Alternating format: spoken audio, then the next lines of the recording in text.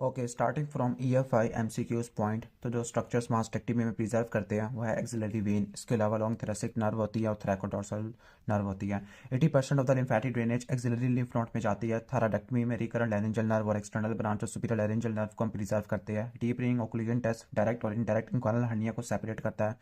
Thyroidectomy में आप recurrent और एक्सटर्नल ब्रांच और सुपीरियर लैरिंजियल नर्व को प्रिजर्व करते हैं। क्रीमास्टिक मसल की जो इनर्वेशन आती है वो जेनिटल ब्रांच और जेनिटोफिब्रोरल नर्व से आती है।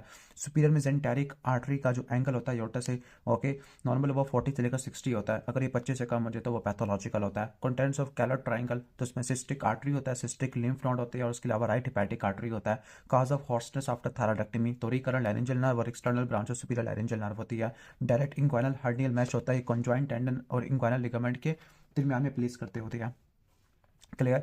इसके बाद मोस्ट रिपीटेड MCQs इसके अंदर है कि वही थायराइडेक्टमी में किस नर्व को प्रिजर्व करते हैं। वो दो नर्व आपको बता दिया, एक्सटर्नल ब्रांच और सुपीरियर लैरिंजियल नर्व और रिकरेंट लैरिंजियल नर्व होता है। और जो ब्रेस्ट कैंसर में जो लिम्फ नोड्स इन्वॉल्व होते हैं वो एक्सिलरी लिम्फ नोड्स होते हैं।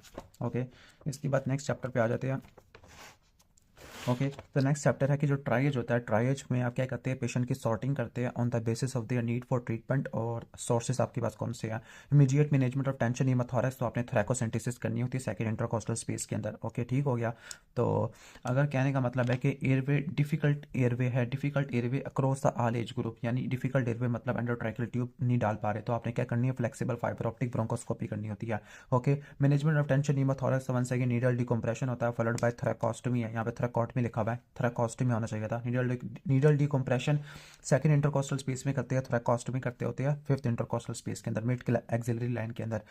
Investigation in case of perforation, तो अगर पेप्टिक अल्सर डिजीज परफोरेट हो गया तो आपने चेस्ट एक्सरे रेक्ट पोस्टर कराना है to detect the pneumoperitoneum. Okay, emergency के अंदर सबसे पहले रिससिटेट करते हैं, फिर इसके बाद लेप्रोटमी करते हैं, खासतौर पर अनस्टेबल पेशेंट के अंदर। इसके बाद इलेक्ट्रिक शॉक इंजरी है, हिमाचुरिया हो गया, हेमीप्लेजिया और एक्यूट किडनी इंजरी है। ओके, यानी मसल्स को इंजरी हो गई है और इसकी वजह से एक्यूट किडनी फेलियर हो गया। क्लियर, कंपार्टमेंट सिंड्रोम की वजह से। ओके, इसके बाद है कि ट्रॉमा के अंदर सबसे पहले क्या करते हैं, एयरवे को मैनेज करते हैं। Airway with cervical spine control होता है। Management in case of heart failure during laparotomy, तो आपने सर्जरी को डिले कर देना है। Management in case of blast injury है, तो आपने ट्रायज को फॉलो करना होता है। क्लियर। इसके बाद पोस्ट ऑपरेटिव केस है हेमोराइड का। ओके, तो इसमें जो सिरोटिक वाला पेशेंट है, सिरोटिक पेशेंट में ब्लीडिंग हो गया है, मोस्ट प्रोबेबली इससे फीजल वायरसेस से हो सकती है या पोर्टल हाइपरटेंशन की वजह से देखने को मिल सकती है। Winging of scapula long thoracic nerve की इंजरी की वजह से होता है। वुंड ऑन मीडियल थाई, तो उसके लिए आपको टॉर्निकेट चाहिए क्योंकि वैस्कुलर ट्रॉमा की वजह से होता है। रोड ट्रैफिक एक्सीडेंट के अंदर आपने सेकेंडरी स्विचिंग करनी है, स्पेशली अगर कंटेमिनेटेड वुंड हो गया है। Left side decompression of chest है। ओके, क्या लिखा हुआ, left side decompression of chest है।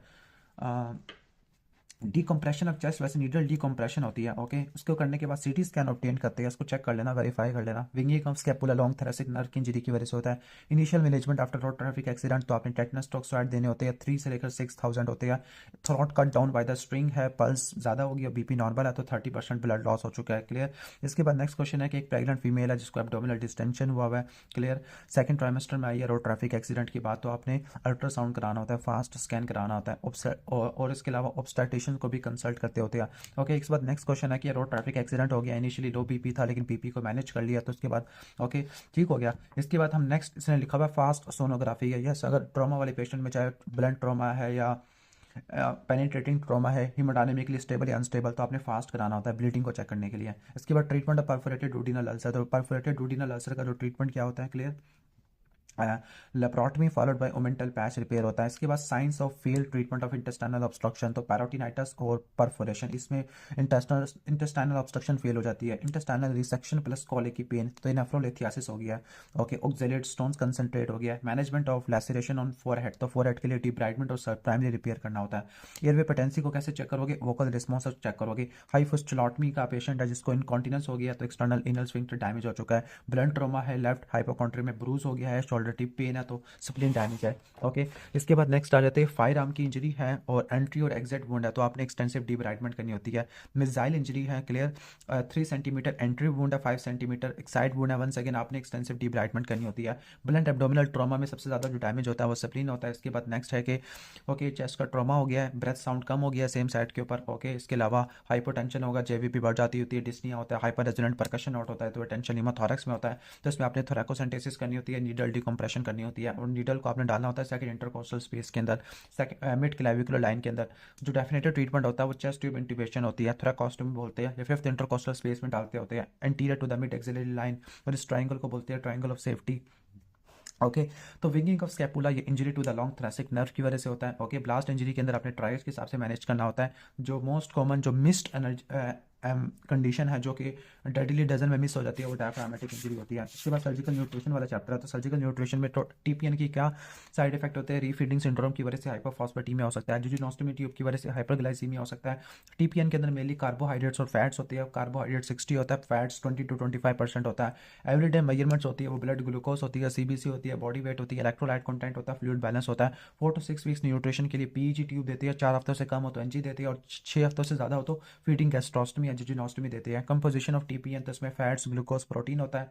क्लियर। इसके बाद है कि अगर पारेंटियल न्यूट्रिशन है, कैथीटर रिलेटेड सेप्सिस है, तो आपने कैथीटर की टिप और ब्लड को कल्चर करना होता है। क्लियर। इसके बाद मिड नाइट फीडिंग है, उसमें आपने एंटीरियल न्यूट्रिशन को रेस्क्यू देना है। अब यहाँ पे लिखा हुआ है टू अवॉइड एस्पायरेशन नमूनिया, लेकिन अगर आप यहाँ पे देखें, ओके हाँ यहाँ पे लिखा हुआ feeding is discontinued 4 to 5 years overnight to allow gastric pH return to the normal, तो यहाँ पे ये लिखा हुआ है। ओके इसके बाद नेक्स्ट है कि हेमिकोलेक्टमी में विटामिन के की डेफिशिएंसी देखने को मिलती है। फैटी एसिड की डेफिशिएंसी आफ्टर 4 वीक्स में डेवलप हो जाती है। To avoid TPN related infection तो आपने रेगुलरली एक्सचेंज करना होता है कैथीटर को। ओके सही हो गया। हाई आउटपुट एंटीरोक्यूटेनियस फिस्टुला 500 ml से ज़्यादा होता है, लो आउटपुट 200 से कम होता है। Percutaneous endoscopic gastrostomy 4 to 6 weeks में होती है।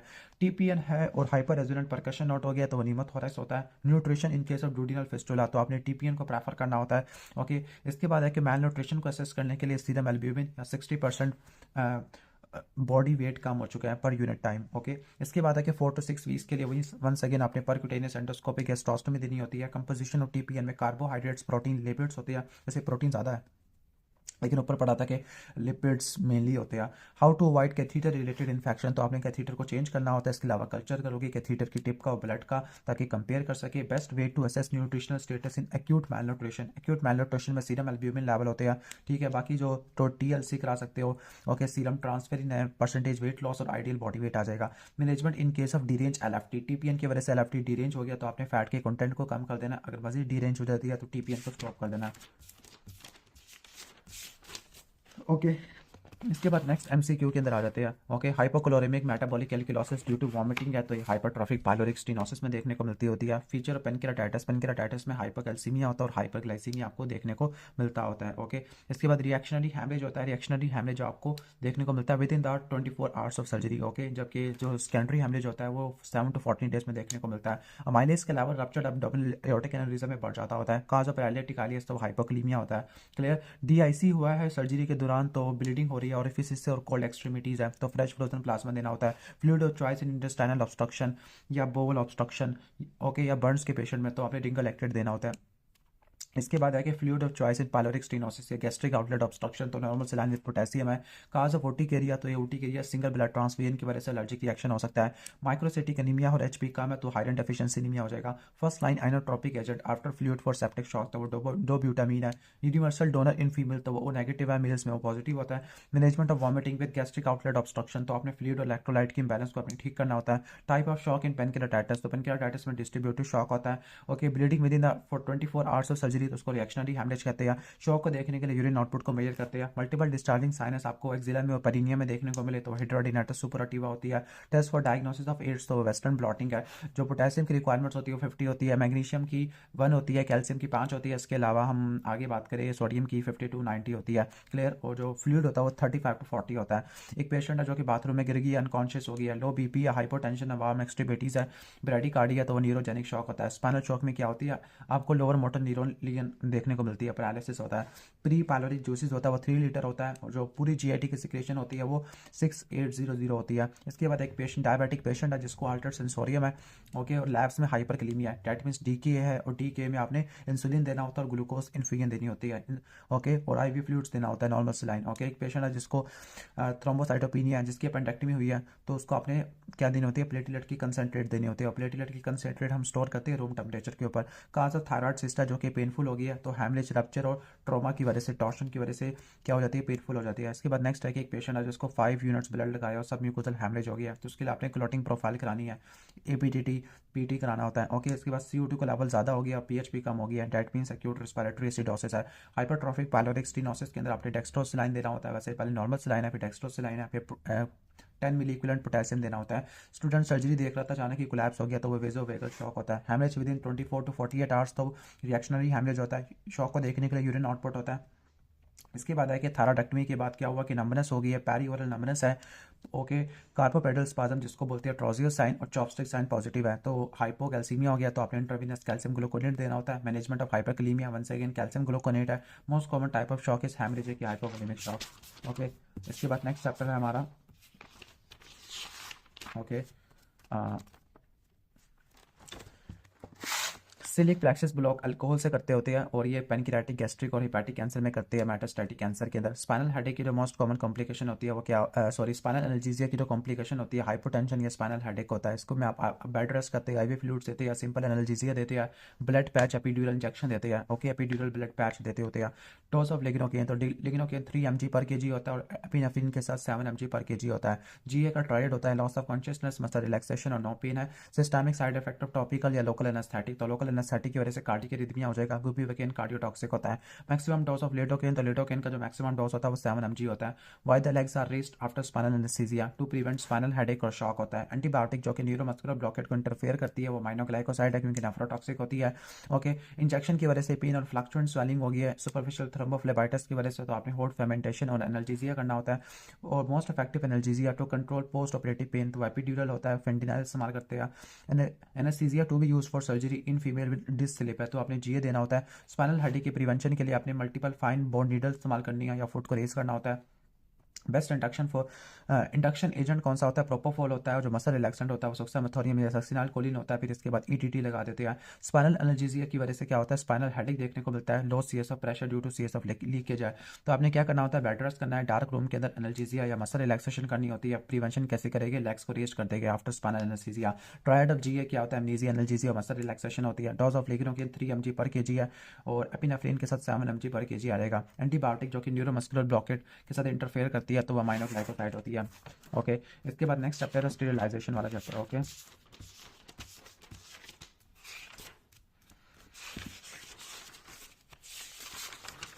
Okay, science of gas gangrene. Gas gangrene क्या होता है, मायोनेक्रोसिस होता है। इसमें आपको स्किन की कहने का मतलब फुल स्वेलिंग, डिस्चार्ज देखने को मिलता है, क्रैपिटस देखने को मिलता है। एडमिनिस्ट्रेशन ऑफ टेटनस वैक्सीन, तो टेटनस वैक्सीन की एडमिनिस्ट्रेशन की क्या इंडिकेशन है कि नंबर 1 वुंड को क्लीन होना चाहिए, नंबर 2 ओके, और कोई टेटनस इम्यूनोग्लोबुलिन नहीं होनी चाहिए इन लास्ट 10 ईयर्स। ओके, इसके बाद causative agent of gas gangrene, तो वो कोलेस्ट्रिडियम परफेरेंजेंस होता है। सर्जिकल स्क्रब्स की, वैसे मैंने बुक में देखा था वहाँ पे ऑटोक्लेव लिखा हुआ था, लेकिन यहाँ पे लिखा है सर्जिकल स्क्रब्स के लिए पावरडीन या क्लोराक्सिडिन इस्तेमाल करते हैं। Cause of collar stud abscess, तो ये ट्यूबरकुलोसिस की वजह से होती है। ट्यूबरकुलस लिम्फेडिनाइटिस होता है, फिर पेरिडिनाइटिस होता है, फिर कोल्ड एब्सेस होती है, फिर कॉलर स्टड एब्सेस होती है, फिर साइनस बन जाती है। ट्रीटमेंट ऑफ नेक्रोटाइजिंग फेसाइटिस, तो आप डिब्राइडमेंट करना होता है, बायोप्सी और एंटीबायोटिक का कवर आपने देना होता है। ठीक हो गया। हाइपरबारिक ऑक्सीजन थेरेपी भी करते होते हैं। अगर गलती से HIV के पेशेंट से आपका प्रीक हो गया तो आपने एंटी रिट्रोवायरल ड्रग देनी होती है और क्लैरिकल डॉक्यूमेंटेशन करनी होती है। Treatment of first stage of carbuncle, तो फर्स्ट स्टेज के लिए एंटीबायोटिक करते हैं, बाकी इसके बाद आप डिब्राइडमेंट करते हैं, वुंड की एक्सचेंज करते होती है। ओके, वाइड एक्सचेंज करते होते हैं। इसके बाद है कि why antibiotics are used before the thyroidectomy. Okay, तो डिसीसिव पीरियड्स को कवर करने के लिए वो 4 घंटे का होता है। अगर 4 घंटे से ज़्यादा की सर्जरी हो गया तो आपने एंटीबायोटिक देने का कोई फ़ायदा नहीं होता। क्लियर। इसके बाद नेक्स्ट क्वेश्चन पे आ जाते हैं। हाई ग्रेड फीवर है, ब्लडी डायरिया और ट्रैवलिंग हिस्ट्री है, तो मेबिक लीवर एब्सेस होता है। Okay, SOPs in case of handling of hepatitis B, C और HIV है, तो अपने डबल ग्लव्स इस्तेमाल करने होते हैं। टाइफाइड, क्रॉन्स डिजीज है और TB है, टर्मिनल आइलम को अफेक्ट करते होते हैं। ओके, ऑल सिस्टम्स इन्वॉल्व है, हाइपोटेंशन है, टैकीकार्डी है, तो ये मल्टी ऑर्गन डिस्फंक्शन सिंड्रोम है due to severe inflammatory response syndrome. Herniorrhaphy के बाद आपने मैनेजमेंट नहीं करनी होती क्योंकि क्लीन वुंड होता है और इन्फेक्शन होने के चांसेस 1 से लेकर 2% होते हैं। Best treatment for necrotizing fasciitis that develop after wound management. Okay, ठीक है। वुंड की मैनेजमेंट के बाद क्या होगा, नेक्रोटाइजिंग फेसाइटिस डेवलप हो गया तो आपने हाइपरबारिक ऑक्सीजन थेरेपी देनी होती है। डायबिटिक पेशेंट में फुल स्वेलिंग, डिस्चार्ज और क्रैपिटस है। नेक्रोटाइजिंग फेसाइटिस नहीं है बल्कि ये गैस गैंग्रीन होता है। Patient develop fever 6 days before after the surgery, तो ये वुंड का इन्फेक्शन होता है। Signs of intestinal obstruction on CT scan after the treatment of perforation of typhoid, तो CT स्कैन में क्या मिल सकता है आपको, एडहेरेंस देखने को मिल सकती है जो कि ट्रीटमेंट के बाद देखने को मिल सकती होती है। ओके, सही है। इंसिडेंट ड्रेनेज के बाद आप कल्चर सेंसिटिविटी करती है एब्सेस की। ओके, HIV के पेशेंट में आपने डबल ग्लव्स करना होता है। ओके, ये प्रोफाइलेक्टिक मेजर होता है। इसके बाद है कि एक बेबी को डिलीवर किया दाई ने और काऊ का डंग यूज़ किया अम्बिलिकल स्टम्प पे, तो उसकी वजह से क्लोस्ट्रीडियम पर टेटनी हो जाएगा, टेटनी का इन्फेक्शन हो जाएगा। मैनेजमेंट ऑफ नेक्रोटाइजिंग फेसाइटिस, तो आपने वाइडेक्सियन देना होता है और एंटीबायोटिक का कवर देना होता है। राइट साइडेड नेक का मैस और क्रॉनिक कफ है, तो इसका मतलब है ट्यूबरकुलस लिम्फेडिनाइटिस है, तो आपने एटीटी देनी होती है। वही कौन सी होती है? आइसोनियाजाइड, रिफेम्पिन, पिराजिनामाइड, इथेनब्यूटोल होती है। Safe and best and safest chemical जो कि सर्जिकल साइट को क्लीन करने के लिए होता है वो पोविडीन आयोडीन होता है। ओके, बाकी SOPs in case of handling of hepatitis B, C और एचआईवी है तो डबल ग्लव्स आ जाती है। नेक्रोटाइजिंग फेसाइटिस का ट्रीटमेंट होता है डिब्राइडमेंट, बायोप्सी और एंटीबायोटिक कवर। गैस के ग्रीन का कॉजेटिव एजेंट का स्टोडियम परफ्रेंजेस होता है, उसके साइंस में क्या होती है? ओके, स्किन की डिस्कलरेशन वैसे आपको नेक्रोटाइजिंग फेसाइटिस में देखने को मिलती है। क्रैप्टिस इसमें होगा, फुल स्वेलिंग डिस्चार्ज होगा। कॉज ऑफ कोलोस्टाडाइप्सिस टीबी होता है, लिम्फ नोड मैटेड होते हैं। Okay, discomfort in both axilla, तो ये एक्जिला में मल्टीपल डिस्चार्जिंग साइनसेस है, पोर्पस डिस्चार्ज है, तो ये हिड्राडिनाइटिस सुपराटिवा होगा। ओके, वो हमारे होते हैं वास्कुलर डिसऑर्डर वाले चैप्टर में, इसमें से बहुत सारे एमसीक्यू आया और ये हर साल बहुत ज़्यादा आते हैं। इसके बाद है most common cause of lymphatic disorder, तो जो लिम्फेडिमा का मोस्ट कॉमन काज होता है सेकेंडरी लिम्फेडिमा का वो फिलारियासिस होता है। Most common cause of leg ulcer, तो वो क्रॉनिक वीनस इंसफिशिएंसी की वजह से होते हैं। Cause by long standing on foot है, वीनस हाइपरटेंशन की वजह से। Claudication, erectile dysfunction, decrease distal pulses, तो ये अयोर्टो इलियक ऑब्स्ट्रक्शन होता है जिसको लैरिज सिंड्रोम कहते हैं। मैनेजमेंट ऑफ वेरिकोस वेन, तो आपने compression stocking, venous ulcer, varicose ulcer, तो कंप्रेशन स्टॉकिंग देनी होती है। First line treatment of compartment syndrome, तो फेसियोटमी है, बाद में एम्पुटेशन वगैरह करते हैं। Management of varicose vein with DVT, तो डीवीटी वाले पेशेंट में वेरिकोस वेन की सर्जरी नहीं करनी होती, डीवीटी को आपने ठीक करना है पहले। पेल्विक लिम्फ नोड की रेडिएशन की वजह से सेकेंडरी लिम्फेडिमा डेवलप हो जाएगा। फेमरोपोप्लेटियल बाईपास लेते हैं ऑटोलोगस सेफनेस वेन ग्राफ्ट से, डेक्रियन वाला इलियक ऑब्स्ट्रक्शन के लिए या ऑटो इलियक ऑब्स्ट्रक्शन के लिए लेते होते हैं। क्लियर। इसके बाद नेक्स्ट आगे आ जाते हैं टेस्ट फॉर फिलारियासिस। फिलारियासिस के लिए नॉक्टर्नल पेरिफेरल ब्लड स्मेयर होता है जिसमें आपको माइक्रोफिलारी मिलेगी और उसका ट्रीटमेंट होता है डाइथाल कार्बामजीन। वेन वेरिकोस वेन में जो बचा लेते हैं वो डीप एपिगैस्ट्रिक वेन होती है। Management in case of 4 centimetre lesion in vessels. Okay, intermittent claudication है, that means chronic limb ischaemia, और 4 सेंटीमीटर लीजन है तो आप एंजियोप्लास्टी स्टेंट डाल सकते हैं। Non invasive test for DVT, DVT varicose vein और वेरिकोसील के लिए डुप्लेक्स अल्ट्रासाउंड होता है। Non invasive investigation for varicose vein duplex होता है। एल्डरली पेशेंट और आफ्टर हिप सर्जरी तो डीवीटी डेवलप हो जाएगा। क्लियर। इसके बाद ट्रीटमेंट ऑफ इंटरमिटेंट क्लॉटिकेशन, तो वेजोडाइलेटर्स सिलास्टोजोल इस्तेमाल करते हैं। ओके, ये बल्जर डिजीज में भी करते होते हैं। ट्रीटमेंट ऑफ कंपार्टमेंट सिंड्रोम, तो आपने इमीडिएट फेसियोटमी करनी होती है। ओके, इसके बाद है कि अगर किसी पेशेंट को डीवीटी है तो वेरिकोस वेन की सर्जरी नहीं करनी होती, डुप्लेक्स अल्ट्रासाउंड कराना होता है। पल्मोनरी एम्बोलिज्म को कैसे प्रिवेंट करेंगे? लो मॉलिक्यूलर वेट हेपेरिन और इंफीरियर वेना कैवा फिल्टर से।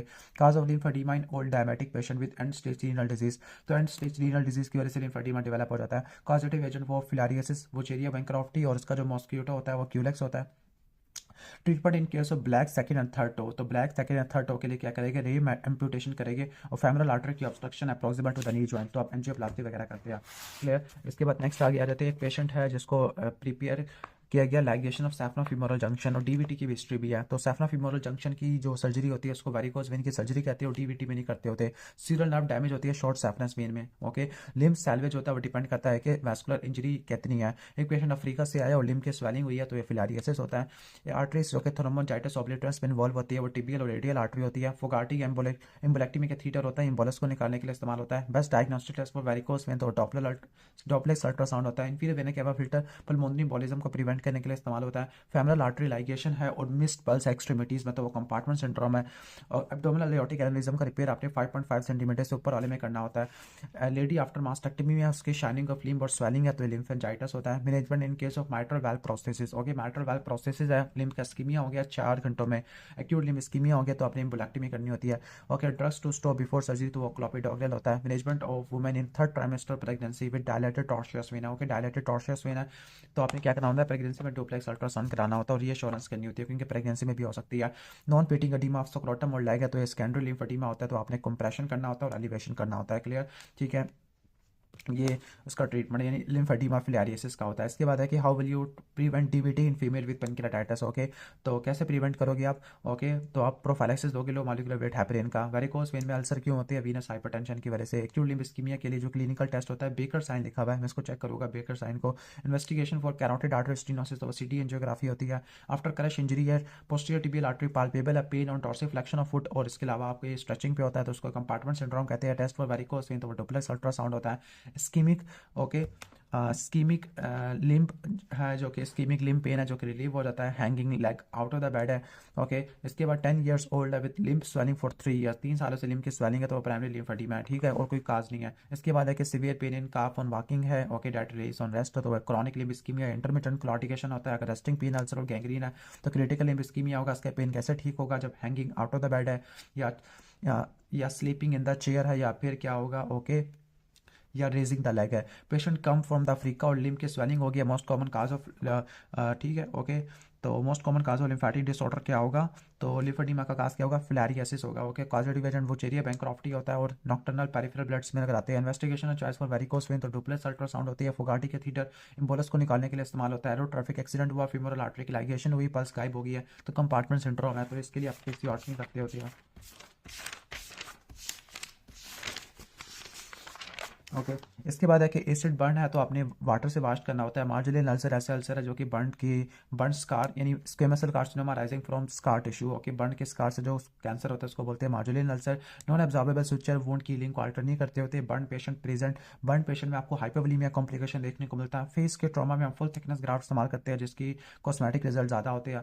For replacement of skin on face and neck तो आपने फ्री फ्लैप आपने इस्तेमाल करने होते हैं रिप्लेसमेंट के लिए, okay. Rodent ulcer purely basal cell carcinoma होता है। साइंस ऑफ इनहेलेशनल इंजरी के बंदा बोल नहीं सकता है। स्ट्राइडर है, ट्रैप हो गया बर्निंग रूम में या फिर बर्न्स फेस और नेक पे है।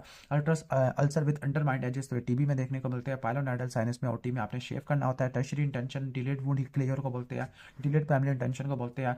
डीप सर्कमफरेंशियल फुल थिकनेस बर्न्स की वजह से स्क्राटमी इसमें स्कार बनता है, आपने स्क्राटमी करनी होती है। Treatment of sebaceous cyst lipoma है तो उसके लिए आपने एक्सीजन करना होता है। हैंड बर्न है, एसिड बर्न है तो हैंड वॉश करना है विद कूल वाटर है। ओके, अगर 40% से ज़्यादा बर्न का सरफेस एरिया कवर करना है, ज़्यादा सरफेस एरिया कवर करना है तो आपको स्प्लिट थिकनेस ग्राफ्ट चाहिए होता है। ग्राफ्ट फ्रॉम द थाई तो ये रीजनरेट कर जाता है क्योंकि स्प्लिट थिकनेस ग्राफ्ट होता है। Graft use in case of expose tibia, तो अगर एक्सपोज टिबिया एक्सपोज हो गया तो आपने डिस्टेंट फ्लैप लेना होता है। मलिग्नेंट निवस में ABCD होता है, symmetry, border, colour variation, diameter 6 millimetre से ज़्यादा होना और एवोल्यूशन होना, ओके। इसके बाद ulcer with undermined edges TB में देखने को मिलते हैं। नॉन ब्रांचेबल एरिथेमा है लेकिन एपिडर्मिस इंटैक्ट है तो वो ग्रेड 1 आ जाएगा।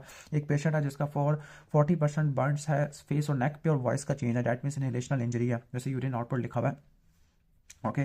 इसके बाद नेक्स्ट आगे चलते हैं, ओके। एंडोट्रैकियल ट्यूब आपने डालनी चाहिए थी। Complication after the burn, okay, complication after the burn तो क्या हो सकती है, स्क्वेमस सेल कार्सिनोमा हो सकती है, okay, squamous cell carcinoma rising from the burn tissue, okay, तो उसको बोलते हैं मार्जिनल अल्सर। तो फ्लूइड रिससिटेशन के लिए आपको क्या चाहिए, सरफेस एरिया चाहिए होता है, ओके, ठीक है, ओके। टॉर्निकेट अप्लाई करने से पहले ताकि ब्लिस्टर ना हो तो आपने पॉलीफ्लेक्स ऑइंटमेंट इस्तेमाल करना होता है। वॉइस चेंज हुई है तो आपने एंडोट्रैकियल ट्यूब इंट्यूबेशन करनी होती है। कोलिसिस्टेक्टमी वाले अगर डर्टी कब कहेंगे जब पस परफोरेशन या एब्सेस बन गई है। केमिकल बर्न्स में आपने वॉश करना होता है, पानी के साथ कूल वाटर से करना होता है।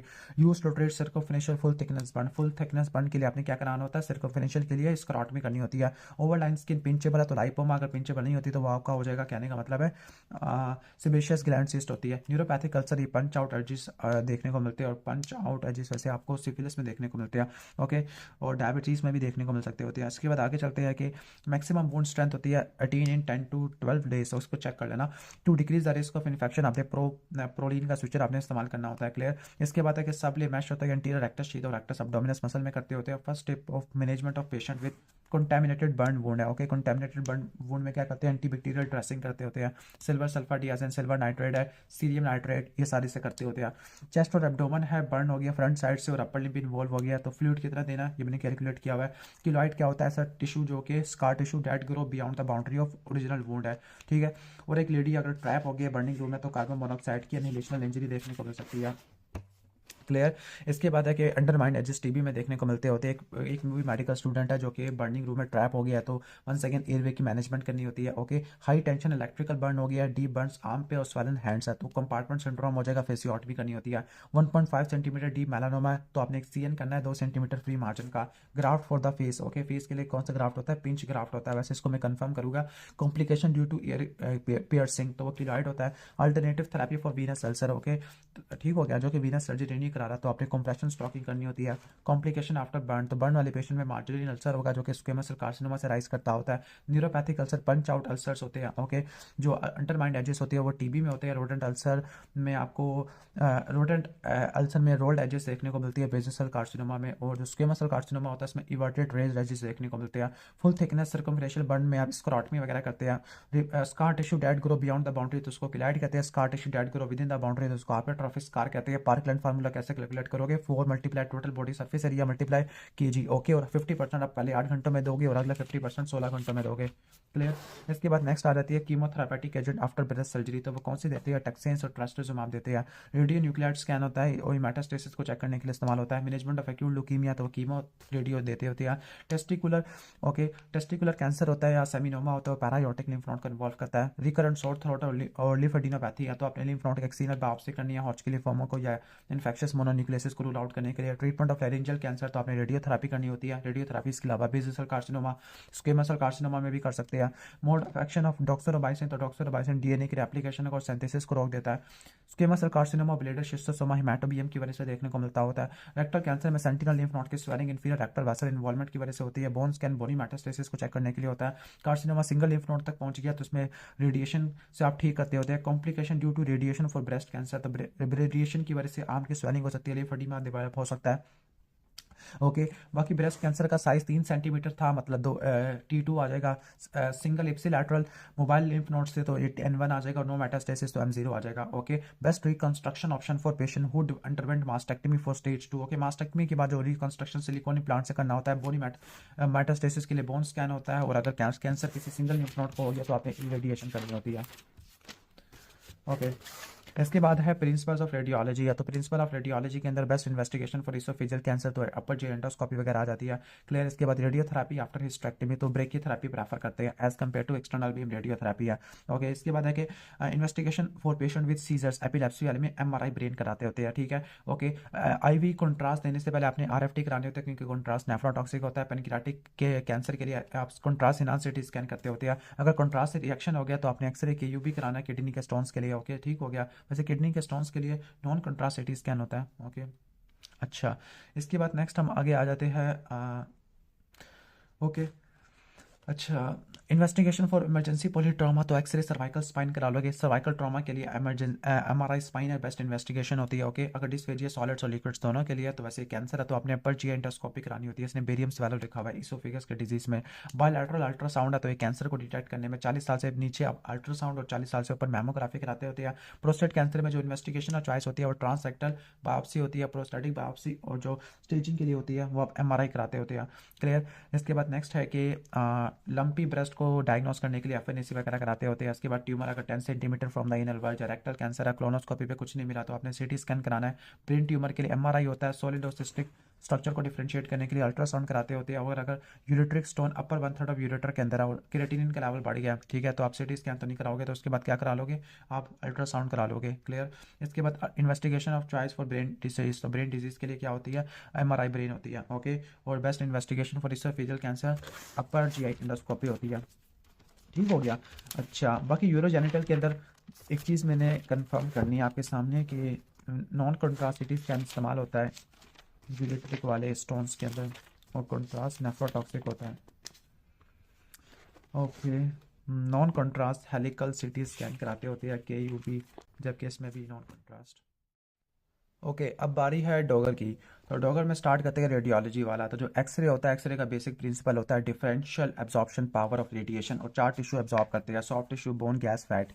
ओके, जो साउंड वेव होती है अल्ट्रासोनोग्राफी में इस्तेमाल होती है, अल्ट्रासाउंड में इस्तेमाल होती है। CT स्कैन में 400 एक्सरे के बराबर रेडिएशन इस्तेमाल होती है। मैग्नेटिक फील्ड MRI में इस्तेमाल होती है। यूरोग्राफिन IVP में इस्तेमाल होता है। यूरोग्राफिन की डोज 1 ml पर kg होता है। बेरियम सल्फेट बेरियम स्टडी में इस्तेमाल होता है। इसकी बात है पोस्ट ऑपरेटिव कॉम्प्लिकेशन के अंदर, जो वुंड डिसेंस होता है, वुंड डिसेंस विदाउट इविसरेशन। ओके, अगर वुंड डिसेंस है और विदाउट इविसरेशन है, वुंड डिसेंस का मतलब है disruption of layers of wound है, तो अगर विदाउट इविसरेशन है तो आपने इलेक्टिव क्लोजर करना है, और अगर विद इविसरेशन है तो ये सर्जिकल इमरजेंसी होती है। Atelectasis most common cause of post operative pyrexia होता है विद इन फर्स्ट 48 आवर्स है। 50% पेरी ऑपरेटिव एमआई होती है वो साइलेंट होती है, वो थर्ड डे पे आपको देखने को मिलती है।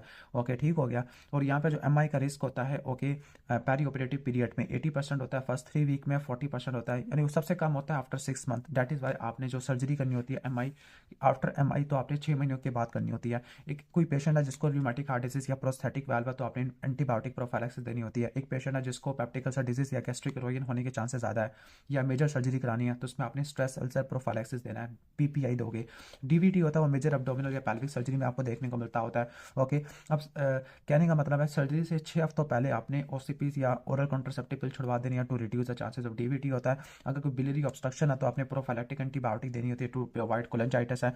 लीवर डिजीज में आपने पेशेंट को वेल डिहाइड्रेट रखना है टू अवॉइड हेपेटोरेनल सिंड्रोम। विटामिन के और फ्रेश फ्रोजन प्लाज्मा ये दोनों इस्तेमाल करते होते हैं वारफिन को ओवरकम करने के लिए। जो विटामिन के होता है आफ्टर 3 डोज के बाद काम कर देता है मैक्सिमम इफेक्ट, जबकि फ्रेश फ्रोजन प्लाज्मा ये 2 घंटों के अंदर काम कर देता है अपना इफेक्ट। ठीक हो गया। इसके बाद है pre operative assessment. Pre operative assessment है कि जो स्मोकिंग है ये एडवर्स पेरी ऑपरेटिव आउटकम होता है, इसको आपने 2 से लेकर 4 हफ्ते पहले छुड़वा देना होता है।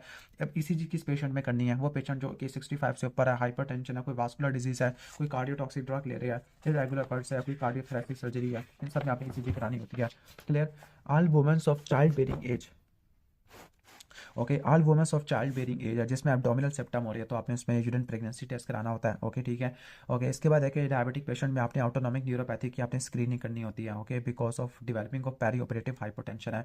ओके, सबसे पहले आपने ऑपरेटिंग लिस्ट पे आपने डायबिटिक वाले को डील करना होता है। क्यों? ताकि स्टारवेशन का पीरियड कम से कम हो और हाइपोग्लाइसीमिया भी कम से कम हो। इंसुलिन डिपेंडेंट डायबिटीज मेलाइटस है तो आपने ओके ओनली जब डिस्चार्ज करना जब इनका कंट्रोल लिमिट्स के अंदर हो। फॉर एग्जाम्पल इनकी स्ट्रेसफुल स्टिमुलस के बाद सर्जरी के बाद इंसुलिन की रिक्वायरमेंट पूरी हो जाती है तो कंट्रोल को आपने रखना होता है। Equivalent dose of steroid therapy, तो इक्विवेलेंट वो कितनी होती है, हाइड्रोकोर्टिसोन 100 mg है, प्रेडिनिसोलोन 25 होती है और डेक्सामेथासोन 4 mg होती है। ओके, सो 25 यानी प्रेडिनिसोलोन को अगर 25 को 4 से मल्टीप्लाई करता तो हाइड्रोकोर्टिसोन बन जाता होता है। क्लियर। इसके बाद है हाइपोक्सी एंड पेरी ऑपरेटिव पीरियड, तो इनएडिक्वेट वेंटिलेशन या रिस्पिरेटरी सेंटर डिप्रेशन की वजह से होता है, ओपिएट्स की वजह से। अगर कोई रिस्पिरेटरी डिजीज है तो आपने रीजनल एनेस्थीसिया देना फॉर बॉडी सरफेस और लोअर एक्सट्रीमिटी सर्जरी के लिए। इंट्राऑपरेटिव नाइट्रस ऑक्साइड होती है वो बुल्ला को रप्चर कर सकती है जिसकी वजह से टेंशन न्यूमोथोरैक्स हो सकता है।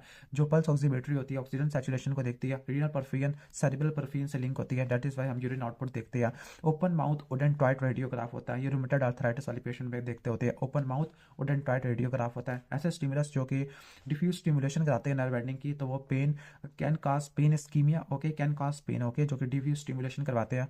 ठीक हो गया। पेन है like ischaemia, smooth muscle spasm, distension करा सकते हैं। दैट इज वाई आपने लोकलाइज डैमेज करना है विसरा को जिसकी वजह से पेन कम से कम हो। एंस्थमेटिक पेशेंट में ब्रोंकोस्पैज्म करा सकती है। बैलेंस एनाल्जेसिस सबसे बेस्ट मेथड होता है। इसमें आप क्या करते हैं, पेन को अवॉइड करते हैं और अनवांटेड साइड इफेक्ट को अवॉइड कर देते हैं। फ्लूइड रिससिटेशन आपने मेंटेन करनी है। यूरिन आउटपुट को 0.5 से ऊपर रखना है। First 24 hours after non cardiac surgery. Okay, तो पोटेशियम को आपने आईवी फ्लूइड्स में नहीं देना होता। ओके, क्योंकि पोटेशियम सर्जरी के दौरान या सर्जरी के बाद बढ़ जाता है तो पहले 24 घंटों में नहीं देना होता। न्यूट्रिशनल सपोर्ट किसी भी पेशेंट में रिक्वायर्ड होती है जो कि 3 से लेकर 4 दिन से या 5 दिन से कुछ नहीं खा पा रहा। अगर कोई पेशेंट रिस्पिरेटरी फेलियर है और वेंटिलेटर पे है तो आपने लो कार्बोहाइड्रेट डाइट देनी है ताकि CO2 की प्रोडक्शन कम से कम हो और फैट से एनर्जी आए। तो रिस्पिरेटरी फेलियर में आपने कार्ब्स वाली डाइट कम कर देनी है। इसके बाद स्टेरिलाइजेशन और डिसइंफेक्शन वाले टॉपिक के अंदर आ जाती है। ओके, तो इसमें है कि जो इथाइलिन ऑक्साइड होती है टॉक्सिक होती है, इरिटेंट, म्यूटाजेनिक और कार्सिनोजेनिक होती है। और इथाइलिन ऑक्साइड किसके लिए इस्तेमाल करते थे, प्लास्टिक्स को स्टेरिलाइज करने के लिए। स्टेरिलाइजेशन के अंदर डिस्ट्रक्शन करती है तमाम माइक्रोबियल लाइफ को including the spore and viruses है। डिसइंफेक्शन के अंदर आप वायबल ऑर्गेनिज्म के नंबर को कम कर देते हैं वाइल यूजिंग अल्कोहल। ओके, जब अल्कोहल इस्तेमाल करते हैं तो ओके डायथर्मी से पहले आपने इसको ड्राई कर देना है। ओके, क्योंकि अल्कोहल इसको इग्नाइट कर सकती है। एंडोस्कोपी हीट सेंसिटिव होती है तो उसकी आपने डिसइंफेक्शन करनी है 2% ग्लूटाल्डिहाइड से। ओके, अब कैप्स आर यूज्ड, ओके, क्योंकि स्टेफ ओरियस आपके स्काल पे मौजूद हो सकता है। ओके, इन्फेक्शन वगैरह करा सकता होता है। क्लियर। लेकिन अगर हम फोर्सफुल एक्सपायरेशन करते हैं तो हमारे रिस्पिरेटरी ट्रैक से बैक्टीरिया निकल सकते हैं जिसकी वजह से मास्क बहुत ज़्यादा जरूरी होती है। Second dose of prophylactic antibiotic जब चाहिए होती है जब डिसेसिव पीरियड को ओवरकम कर लेंगे। डिसेसिव पीरियड 4 घंटे होता है। ओके, स्किन ट्यूमर्स आ जाते हैं जो लीस्ट मैलिग्नेंट ट्यूमर होता है। लीस्ट मैलिग्नेंट ट्यूमर होता है वो लेंटिगो, लीस्ट मैलिग्नेंट मतलब लेंटिगो होगा। ओके, ठीक है, जो और इसी का सबसे बेस्ट प्रोग्नोसिस होता है लीस्ट मैलिग्नेंट का। इसके बाद एमालिनोटिक है। एमालिनोटिक पुअर प्रोग्नोसिस होता है। सबसे मोस्ट कॉमन सुपरफिशियल स्प्रेडिंग था। ओके, नोडुलर प्रोग्नोसिस, नोडुलर वाले का भी गंदा प्रोग्नोसिस था। Most important criteria for staging of melanoma is thickness of legion जिसको बोलते हैं ब्रेस्लो थिकनेस होता है। जो कैपिलरी हेमेंजियोमा होते हैं खुद ब खुद रिग्रेस हो जाती है। लेकिन पोर्ट वाइन पायोजेनिक ग्रैनुलोमा और स्पाइडर न्यूवाई, ये ठीक नहीं होता। Most common melanoma superficial spreading है, लेस कॉमन एक्रा लेंटिजियस होता है। 90% जो बेसिल सेल कार्सिनोमा होते हैं फेस पे होते हैं। कहती है कि अगर आप लाइन ड्रा करो ओके एयर लब्यू से लेकर एंगल ऑफ माउथ तक, एंगल ऑफ आई तक, तो इससे ऊपर आपको देखने को मिलते हैं। ओके, इसके बाद स्क्वेमस सेल कार्सिनोमा ज़्यादा रैपिडली ग्रो करता होता है as compare to basal cell carcinoma. Clear. Rodent ulcer is a manifestation of basal cell carcinoma. Okay, तो कैपोसिस सार्कोमा होता है एचआईवी पेशेंट में देखने को मिलता है। मल्टीफोकल ऑरिजिन का होता है, largest organ of body skin होता है। Commonest cancer in burn scar तो स्क्वेमस सेल कार्सिनोमा राइस होता है। Sebaceous cyst does not involve the sole and palm, क्यों? क्योंकि वहाँ पे हेयर फॉलिकल्स नहीं होता। Chances of development of malignancy in epidermoid cyst कम होते हैं। जो वायरल वार्ड्स होते हैं ह्यूमन पैपिलोमा वायरस की वजह से होती है, 6-11 की वजह से होते हैं। 16, 18, 31, 33, 45 इसकी वजह से कैंसर होता है। हाइपर एक्यूट ग्राफ्ट रिजेक्शन पहले से बनी बनाई एंटीबॉडीज की वजह से होता है, किडनी में देखने को मिलता है। साइटोमेगालो वायरस की वजह से होता है। क्लियर। और जो मोस्ट कॉमन जो एचएल एंटीजन होता है जो कि आपने रखना होता है ट्रांसप्लांटेशन में, एचएल डी होता है। एचएल मैचिंग आप लीवर ट्रांसप्लांटेशन में नहीं करते होते। किडनी में हाइपर एक्यूट ग्राफ्ट रिजेक्शन होता है, बनी बनाई एंटीबॉडीज होती है, साइटोमेगालो वायरस की वजह से होता है। और किडनी जो ट्रांसप्लांट वाली पेशेंट में स्किन का कैंसर, इसके बाद लिम्फोमा और कैपोसिस सार्कोमा की चांसेस काफी ज्यादा होते हैं। डायबिटीज मेलाइटिस को ठीक करने के लिए आइलेट्स सेल ट्रांसप्लांटेशन करते होते हैं, जो कि पोर्टल वेन में इंजेक्ट करते होते हैं। स्प्लिट थिकनेस ग्राफ्ट को थियर्स ग्राफ्ट कहते हैं, सरफेस एरिया बढ़ा देता होता है। ओके, और ये सेकेंडरी कॉन्ट्रैक्शन कराता होता है। और स्प्लिट थिकनेस ग्राफ्ट कब स्टोर कर सकते हैं? 3 से लेकर 4 हफ्ते तक अगर हम स्टोर कर देते हैं, मॉइस्ट रखते हैं 40 डिग्री सेंटीग्रेड पर। स्प्लिट थिकनेस ग्राफ्ट होता है 0.25 मिलीमीटर होता है। ओके, फुल थिकनेस ग्राफ्ट को बोलते हैं वोल्फी ग्राफ्ट। इसके बाद वुंड्स एंड अल्सर है। डीक्यूबिटस अल्सर को प्रेशर सोर या ट्रॉफिक अल्सर भी कहते हैं। अब एजेस ऑफ अल्सर आ गया, जो शेल्विंग एज होते हैं हीलिंग अल्सर में देखने को मिलती है। इवर्टेड स्क्वेमस सेल कार्सिनोमा में होते हैं। रोल्ड या बीडेड बेसिल सेल कार्सिनोमा में, अंडरमाइंड टीबी में, पंच आउट या ट्रॉफिक अल्सर में देखने को मिलते हैं। ओके, ठीक हो गया। Muscle damage with in the facial compartment, तो वो एक्यूट रीनल शटडाउन करा सकता है, एक्यूट रीनल फेलियर करा सकता होता है। ओके, जो टेंसाइल स्ट्रेंथ होती है टिश्यूज की in the healing of wound, okay, तो वो 2 साल में रीगेन हो जाती है। ओके, इसके बाद है बेस्ट ड्रेसिंग स्किन होती है। ओके, ग्रानुलेशन टिश्यू किसको बोलते हैं? न्यू वास्कुलराइजेशन और फाइब्रोब्लास्ट को बोलते होती है। क्लियर। इसके बाद है कि जो स्कार्स होते हैं are responsible for tensile strength of the wound. Okay, mature होते हैं over the period of month. Most common site of hypertrophy scar, hypertrophy scar pre sternal area पे होता है, मुझे कंफर्म करना पड़ेगा, वैसे किलॉइड होता है सबसे ज्यादा स्टर्नल वाले एरिया पर। ठीक है। मैक्सिमम कोलेजन कंटेंट होता है वुंड टिश्यू का, वो 17 से लेकर 21वें दिन पे आपको ज्यादा देखने को मिलता होता है। एंकल रीजन पे वीनस अल्सर होते हैं, जबकि डिजिट्स और प्रेशर पे आपके आर्टीरियल अल्सर ज्यादा देखने को मिलते हैं। ह्यूमन बॉडी में 1014 ऑर्गेनिज्म होती है, गिन के रखे हुए हैं। ओके, अब इक्वलाई इज द मेन ऑर्गेनिज्म जो कि एंडोटॉक्सिन प्रोड्यूस करता है, मल्टी ऑर्गन डिसफंक्शन सिंड्रोम करा देता है।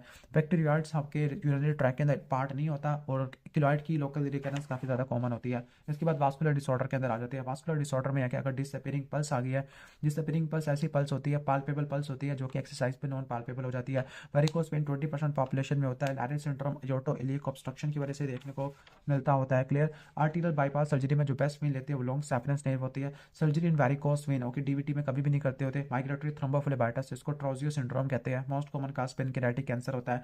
माइग्रेटरी थ्रोम्बोफ्लेबाइटिस को भी ट्रोजियो सिंड्रोम कहते हैं। ओके, जबकि एक ट्रोजियो साइन भी होता है, ओके, जो कि कार्पोपेटल स्पाज्म होता है हाइपोकैल्सीमिया के अंदर। अर्लियर साइन ऑफ डीवीटी तो क्या होता है, वो काफ टेंडरनेस आपको देखने को मिलती है। Internal carotid arteries commonly affected by carotid atheroma होती है। फोगाटी कैथीटर एम्बोलेक्टमी में इस्तेमाल करते हैं। एम्बोलिज्म कराने के लिए 50 ml एयर चाहिए और ट्रेंडिलबर्ग पोजीशन करते होते हैं। एब्डोमिनल एयोर्टिक एनोरिज्म में रिपेयर कब करना, जब 5.5 से बड़ा होगा। मोस्ट कॉमन जो पेरिफेरल एनोरिज्म है वो पोप्लिटेल आर्टरी में होता है। केमिकल सिंपैथेक्टमी कैसे करेंगे? 5% फिनोल इन वाटर, जबकि 5% फिनोल इन एल्मोंड हम स्क्लेरोथेरेपी के लिए इस्तेमाल करते हैं। 5% फिनोल इन वाटर हम केमिकल सिंपैथेक्टमी के लिए इस्तेमाल करते हैं। ओके, बल्जर डिजीज इस्तेमाल और मीडियम साइज आर्टरीज को इन्वॉल्व करती है, टिबियल और रेडियल आर्टरी को। Okay, pulmonary aneurysm best diagnose होता है एमआरआई में। जो लिम्फेटिक्स होती है हर जगह पे होती है, लेकिन सीएनएस में नहीं होती। लिम्फेटिक्स ऑफ लीवर ओरिजिनेट करती है स्पेस ऑफ डिस्क से। Most common cause of primary lymphoedema तो कंजेनिटल हाइपरप्लेजिया देखने को मिलता होता है 2 साल से नीचे वालों में। इसके बाद प्रीकॉक्स और टार्डा आ जाता है। Pressure of up to 30 to 50 millimetre of mercury, ये नॉर्मल लिम्फेटिक ट्रंक में होता है, और सिविल लिम्फेडिमा में 200 तक चला जाएगा। Most common nerve affected in thoracic outlet syndrome तो वर्ल्डर नर्व होती है, सबक्लेवियन आर्टरी होती है। मोस्ट कॉमन एवी फिस्टुला कंजेनिटल होती है, जबकि एक्वायर्ड में पेनिट्रेटिंग ट्रॉमा आ जाएगा। क्लियर। इसके बाद आ जाएगा most common site for lodgement of pulmonary embolus, तो वो राइट अपर लोब में लॉज हो जाता है पल्मोनरी इम्बोलस। इसके बाद है कि प्री ऑपरेटिव ब्लड होता है, उसको जब ट्रांसफ्यूज करना है, जब एचपी आपका 8 से कम हो, वैसे 6 से कम हो। ब्लड इक्वलाइट का सोल्यूशन होता है। ओके, एक हीमोफिलिया में आपने क्या देने होते हैं? हीमोफिलिया में आपने ओके क्रायोप्रेसिपिटेट देनी होती है, फैक्टर 8 की ट्रांसफ्यूजन देनी होती है। फैक्टर 2 के साथ 9-10 विटामिन के पे डिपेंडेंट होते हैं। ब्लड को आपने 4 पे करना होता है स्टोर। प्लेटलेट को 20 से लेकर 24 पे करना होता है। एल्ब्यूमिन को भी 4 पे करना होता है। फ्रेश फ्रोजन प्लाज्मा को -40 से -50 या क्रायो प्रेसिपिटेट को भी -40 पे करना होता है। ब्लड अगर CPD के अंदर है तो आप 3 हफ्तों तक कर सकते हैं, ओके, और अगर CPDA के अंदर है तो आप इसको तकरीबन रख सकते हैं 6 हफ्तों तक, ओके, ठीक हो गया, डबल हो गया।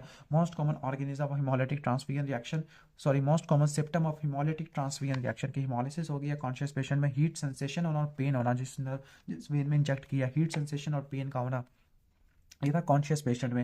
लेकिन अगर अनकॉन्शियस पेशेंट है कैसे पता लगेगा? पल्स बढ़ जाएगी और टैकीकार्डिया होगा, हाइपोटेंशन होगा, उर्टिकेरियल रैश होगा और ब्रोंकोस्पैज्म होगा। क्लियर? तो कॉन्शियस पेशेंट में आपको क्या मिलता है? हीट सेंसेशन और पेन मिलता है, जबकि अनकॉन्शियस में आपको हाइपरटेंशन, टैकीकार्डिया, उर्टिकेरियल रैश और ब्रोंकोस्पाज्म होता है। इसके बाद है changes in blood during storage. तो अगर आप स्टोर करोगे तो अमोनिया, पोटेशियम, CO2 और एसिड के लेवल ज़्यादा हो सकता है, ओके, जबकि कैल्शियम, WBC, इन शॉर्ट जो आपके सेल्स होते हैं वो कम हो जाते हैं, WBC कम हो गया, प्लेटलेट कम हो गया, क्लॉटिंग फैक्टर कम हो गया, कैल्शियम कम हो गया, ओके। अगर ब्लड बैंक से आपने ब्लड लिया तो आपको कब तक ट्रांसफ्यूज करना है? 2 से लेकर 4 घंटों में, ताकि मैक्सिमम बेनिफिट आ जाए और आपने कंटामिनेशन को बचाना है। Group O negative universal donor होता है, AB पॉजिटिव यूनिवर्सल रेसिपिएंट होता है। O नेगेटिव आप फीमेल में और O पॉजिटिव आप पोस्ट मीनोपॉजल फीमेल में और मेल्स में करते होते हैं। एवरी पेशेंट जो कि डायबिटिक ले रहा है उसके पोटेशियम को आपने मॉनिटर करना होता है। 7 ml पर केजी अपने ब्लड ट्रांसफ्यूजन दिया तो H 1 ग्राम हीमोग्लोबिन में रहेगा, ओके। हिमोलिटिक ट्रांसफ्यूजन रिएक्शन के लिए आप डायरेक्ट कॉन्टेस्ट कराते होते हैं। सर्जिकल ऑन्कोलॉजी के अंदर आ जाते हैं, कार्सिनोमा एपिथेलियल होता है, सार्कोमा मेसेनकाइमल होता है, बीटा CG कोरियोकार्सिनोमा के लिए होता है, ओके। फैप में कैंसर होने के चांसेस 100% होती है, क्योंकि 100% पॉलिप होते हैं। कीमोथेरापी अगर हम सर्जरी रेडियोथेरापी से पहले देते हैं तो वो न्यू एडजुवेंट होती है, बाद में देती है तो एडजुवेंट कीमोथेरापी हो जाती है। RCC radio chemo radio resistant होता है, ओके। साइक्लोफॉस्फेमाइड हेमरेजिक स्टेटस करवा देता है। डॉक्सोरोबाइसिन कार्डियोटॉक्सिक होता है। ब्लियोमाइसिन पल्मोनरी फाइब्रोसिस करा देता है। मिथोट्रेक्सेट हिपाटोटॉक्सिक होता है। हार्मोनल थेरेपी हम हार्मोन डिपेंडेंट ट्यूमर्स में करते हैं। इंटरल्यूकिन 2 एक्टिवेट करता है T लिम्फोसाइट को। इम्यूनिटी कैंसर के पेशेंट में कम हो जाती है। इम्यूनोथेरेपी मैक्रोफेज को एक्टिवेट करती है, जो कि कैंसर को डिग्रेड कर देती है। फ्लूइड्स एंड इलेक्ट्रोलाइट्स है, ओके। कार्डियोजेनिक शॉक कब डेवलप होगा? जब इन्फॉर्क्शन 50% से ज़्यादा का होगा लेफ्ट वेंट्रिकल की वाल का, ओके। एवरी पेशेंट जो कि डायबिटिक ले रही है तो आपने इसमें पोटेशियम के लेवल को आपने जरूर मॉनिटर करना होता है। सोडियम इंट्रासेलुलर होता है, पोटेशियम एक्स्ट्रा सेलुलर होता है, ओके। कोई भी स्ट्रेस के बाद क्या होता है? सोडियम की एक्सक्रीशन डिक्रीज हो जाती है for up to 48 hours because of increase in adrenocortical activity, okay. तो सोडियम की एक्सक्रीशन कम हो जाती है, ओके। Cortisol level returns to the normal after 3 days of stress होती है, ओके। हाइपोनेट्रीमिया क्या होगा? अगर हाइपोनेट्रीमिया और है और पोटेशियम ज़्यादा है, इसका मतलब है एडिशन डिजीज हो चुका है। पिटिंग एडीमा सैक्रल रीजन पे है, अगर ये 4.5 लीटर से ज़्यादा का हो, ओके। पिटिंग एडिमा हो सेक्रेटरी रीजन पे, इसका मतलब है 4.5 से ज़्यादा फ्लूइड जमा हो गया। 98% जो पोटेशियम होता है वो इंट्रासेलुलर होता है और 75 जो होता है वो स्केलेटल मसल में देखने को मिलता है। नॉर्मल सीरम लेवल आपको पता है कि सोडियम 135 से 145 होता है, क्लोराइड 95 से 105 होता है, बाइकार्बोनेट 25 to 30 होते हैं, पोटेशियम 3.5 से 5 होता है, मैग्नीशियम 0.7 से 0.9 होता है, कैल्शियम 2.2 से लेकर 2.5 तक आपको देखने को मिलता होता है, ओके, ठीक है। सम ऑफ क्लोराइड एंड बाइकार्बोनेट ये हमेशा क्या रहती है? कॉन्स्टेंट रहती होती है, क्लियर। इसके बाद है कि सोडियम डिप्लीशन होती है, ये आपको गैस्ट्रिक एस्पिरेशन की वजह से देखने को मिल सकती होती है, okay. Fluid of choice for gastric outlet obstruction is normal saline होता है। सोडियम डेफिसिट कैसे कैलकुलेट करेंगे? वेट इन केजी मल्टीप्लाई 0.2, ओके, मल्टीप्लाई 0.2 और 140 माइनस सीरम लेवल है, जबकि पोटेशियम में आप 0.6 से मल्टीप्लाई करोगे। न्यूट्रिशन के अंदर आ जाते हैं। एनर्जी कितनी होनी चाहिए? न्यूट्रिशन सप्लीमेंट में 22 किलो कैलोरीज होनी चाहिए। प्रोटीन 1 ग्राम है। कार्ब्स 50 to 60% होते हैं, ओके। कार्ब्स 2 ग्राम होती है। लिपिड्स 25 से लेकर 30, ओके। लिपिड्स 25 to 30 या 35% लिखा हुआ है। वाइटामिन मिनरल्स अटैच कर देते हैं, ओके। अगर कोई पेशेंट पारेंटियल थेरेपी ले रहा है तो इसमें weight loss, okay, there is a weight loss of 150 gram daily unless he is given TPN, okay, ठीक हो गया, ओके, ठीक है। 150 ग्राम का वेट लॉस आपको देखने को मिल सकता होता है डेली। फॉलोइंग TPN है जो वेट लॉस होता है वो आपको 7 डेज में देखने को मिलता है। एडिमा जब होगा जब एक्स्ट्रा सेलुलर फ्लूइड वॉल्यूम 15% से ज़्यादा का होगा। गैस्ट्रिक सिक्रेशन में बाइकार्बोनेट नहीं होता। स्मॉल इंटेस्टाइन में आपको प्रोटॉन्स नहीं देखने को मिलते, ओके। हाइपोनेट्रीमिया में, ओके, जो rate of plasma sodium rise है वो आपने, ओके, यानी हाइपोनेट्रीमिया में आपने सोडियम को अचानक की तेजी से बढ़ाना नहीं है, 1 मिलीमोल से ज़्यादा नहीं बढ़ाना per hour, otherwise osmotic demyelination syndrome हो जाएगा। और हाइपोनेट्रीमिया में आपने ऐसा ऐसा काम करना है, अदरवाइज सेरिब्रल एडिमा हो जाएगा। Hyperkalaemia is very uncommon, okay, in the presence of normal रीजन फंक्शन। और फिक्स एसिड सिर्फ किडनी एक्सक्रीट कर सकता है। इसके बाद haemorrhage and shock, arterial haemorrhage bright red होता है, वीनस हैमरेज डार्क रेड होता है, okay. Main cause of reactionary haemorrhage slippage of ligature की वजह से होता है, okay. A clot of size of clench fist, जो क्लेंच फिस्ट होती है 500 ml के बराबर होती है। Mortality rate after transfusion of mismatch blood transfusion तो 5 से लेकर 10 होता है। स्प्लीन में 30% ब्लड बॉडी के प्लेटलेट्स होते हैं। ब्लीडिंग टाइम प्लेटलेट के फंक्शन के लिए होता है। शॉक में हाइपोटेंशन होता है। सिस्टोलिक ब्लड प्रेशर 100 से कम हो जाएगा। टैकीकार्डिया होगा, हार्ट रेट 100 से ज़्यादा का होगा। ओलिगोयूरिया आपको देखने को मिलेगा, क्लियर। ओलिगो यूरिया आपको देखने को मिलेगा, like urine output 30 ml per hour से कम हो गई है। वारफेरिन रिड्यूसेस विटामिन के डिपेंडेंट क्लॉटिंग फैक्टर है, ओके ठीक है। वारफेरिन मेटाबोलाइज होता है लीवर से और उसकी डोज को अपने लीवर के डिजीज से को कम करना होता है। वारफेरिन प्लेसेंटा को भी क्रॉस कर देता है, डेट इज वाई कॉन्ट्राइंडिकेटेड होता है प्रेगनेंसी के अंदर, ओके। इसके बाद प्रोफिलैक्टिक एंटीबायोटिक्स होती है, आपने इंडक्शन के टाइम पे देना होता है, सर्जरी से 1 घंटा पहले देना होता है। सेलुलाइटिस और लिम्फेंजाइटिस दोनों नॉन सुपरेटिव इन्फेक्शन होते हैं, ग्रुप है बीटा हेमोलिटिक स्ट्रेप्टोकोकाई की वजह से होते हैं। स्टाफिलोकोकस आपको डायबिटीज में देखने को मिलता है। बॉयल फ्रंकल या कार्बंकल स्टेफिलोकोकस ऑरियस इन्फेक्शन होता है। हेयर फॉलिकल का टेटनस कोलेस्ट्रीडियम टेटेनाई की वजह से होता है। Tetanus poison anterior horn cell को स्टिमुलेट करता है और कोलिनेस्ट्रेस को इनहिबिट कर देता है। एंजाइम को एक्यूट लिम्फेंजाइटिस स्ट्रेप्टोकोकस पायोजिन की वजह से होता है। स्टाफ ऑरियस की वजह से होता है। गैस ग्रीन कोलेस्ट्रीडियम पर फ्रिंजेस की वजह से होता है। फिलारियासिस स्कैंडल लिम्फेडिमा करवाता है। बाइवोचेरिया बैंक्रॉफ्टी जो कि वीवी पैरस निमाटोड होता है, मॉस्किटो से फैलता है, जिसको बोलते हैं हम, ओके, क्या बोलते हैं, क्यूलेक्स बोलते हैं। सिनर्जिस्टिक स्प्रेडिंग गैंग्रीन है, okay, is not caused by clostridium, बल्कि ये मिक्स्ड ऑर्गेनिज्म की वजह से होता है। ग्रुप बी हिमोलिटिक स्ट्रेप्टोकोकाई की वजह से, group A beta haemolytic streptococci की वजह से होता है, ओके। इसके बाद एक antibiotic mice of fibrous tissue होता है अराउंड अ स्मॉल एब्सेस, जिसको अपने एंटीबायोटिक से ठीक किया था, ओके। उस फाइब्रस टिश्यू को बोलते हैं antibioma. Antibiotic associated diarrhoea clostridium difficile की वजह से होता है। Involvement of liver by gas gangrene, तो उसको फोमिंग ऑफ लीवर कहते हैं। Common cause of blindness in leprosy, तो लेप्रोसी में ब्लाइंडनेस नहीं होती है, एक्सपोजर केराटाइटिस की वजह से देखने को मिलती है। ELISA test is use for the diagnosis of pseudo membranous colitis हो जाएगा। सिफिलिस को एक शेफर्ड की नाम पर दिया गया था कि शेफर्ड का नाम भी सिफिलिस था, अगर मेरे नाम पे दिया जाता तो जुहेब डिजीज होता। Most common form of actinomycosis is facio cervical होती है। हेपेटाइटिस बी वैक्सीन कब मैक्सिमम इफेक्ट प्रोड्यूस करेगी, डेल्टॉइड के ऊपर। ब्लूइश डिस्कलरेशन इंडिकेट करती है कि सूडोमोनास का इन्फेक्शन हो गया। ग्रीन है तो सूडोमोनास बायोसिनस होता है।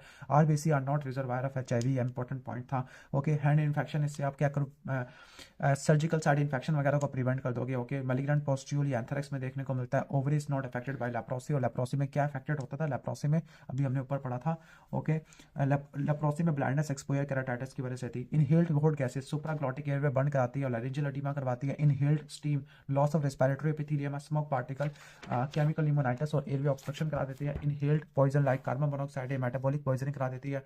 फुल थिकनेस बर्न्स होती है चेस्ट में, तो वो मैकेनिकल ब्लॉकेज कर देगी to remove movement.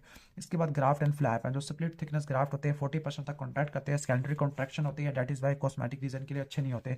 Skin graft होती है, ओके। स्किन ग्राफ्ट ट्रांसप्लांटेशन को सर्वाइव कर जाती है, क्यों कर जाती है, 3 चीजों की वजह से। नंबर 1 प्लाज्मा इम्बाइबेशन है, नंबर 2 इनॉस्कुलेशन और नंबर 3 रिवास्कुलराइजेशन है, क्लियर। नंबर 1 इम्बाइबेशन है कि ग्राफ्ट 48 आवर्स तक सर्वाइव कर जाती है बिकॉज ऑफ प्लाज्मा इम्बाइबेशन है, जिसमें free absorption of nutrients into the graft है। इनॉस्कुलेशन एक वो पीरियड है जिसमें डोनर और रेसिपिएंट कैपिलरीज अलाइंड हो जाती है। फिर रिवास्कुलराइजेशन है जो कि 5 दिन के बाद देखने को मिलती है। आर्टीरियल और वीनस आउटफ्लो दोनों देखने को मिलता है। फ्री फ्लैप के अंदर माइक्रो सर्जरी होती है, ओके। जी प्लास्टिक लेंथ को गेन करने के लिए होता है, और जो ऑर्गेनिज्म ग्राफ्ट को डिस्ट्रॉय करता है उसका नाम है स्ट्रेप्टोकोकस। एनेस्थीसिया क्या होता है, एनेस्थीसिया वो है कंडीशन है जिसमें सेंसरी थ्रेशोल्ड को बढ़ा देते हैं ताकि पेन और दूसरी सेंसेशन ना आ पाए। थायोपेंटल ये अल्ट्रा शॉर्ट एक्टिंग बार्बिचुरेट होती है, इंडक्शन के लिए हम इस्तेमाल कर सकते हैं, ओके।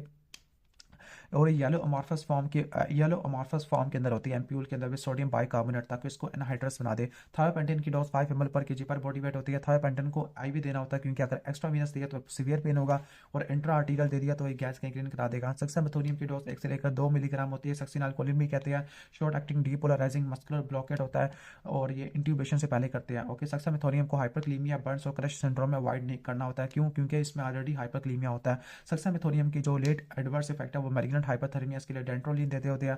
आगे मेंटेनेंस ऑफ जनरल एनेस्थीसिया कैसे देंगे आप, okay. Number 1 long acting non depolarising blockade दोगे, एट्राक्यूरियम या पैनक्यूरियम दोगे। गैस दोगे like oxygen, nitrous oxide, isoflurane. जो N2 होता है स्ट्रॉन्ग एनाल्जेसिक होता है लेकिन पूरा एनेस्थेटिक होता है। नाइट्रस ऑक्साइड डिफ्यूजन हाइपोक्सिया करवा सकता होता है, जिसको प्रिवेंट कैसे करोगे, ऑक्सीजन के साथ मिक्स कर दोगे। रिवर्सल कैसे करोगे long acting non depolarising neuromuscular blockade को, आप कैसे करोगे, नियोस्टिग्मिन और एट्रोपिन से करोगे। एपिड्यूरल को स्पाइनल के ऊपर क्या तहफ़्फ़ुज़ात हासिल है, क्या एडवांटेज हासिल है कि इसमें ऑटोनॉमिक साइड इफेक्ट नहीं होते और कैथीटर हम रख सकते हैं to provide analgesic and post operative period. Fentanyl हम इस्तेमाल करते होते हैं। बुपीवकीन रीजनल एनेस्थेटिक के तौर पर इस्तेमाल करते हैं। Safe INR for surgical haemostasis तो 1.5 होता है। GA और सर्जरी, ओके। ये जॉन्डिस वाले पेशेंट में ब्लीडिंग के रिस्क को बढ़ा देती है, ओके, खासतौर पर सिरोसिस वाले पेशेंट को।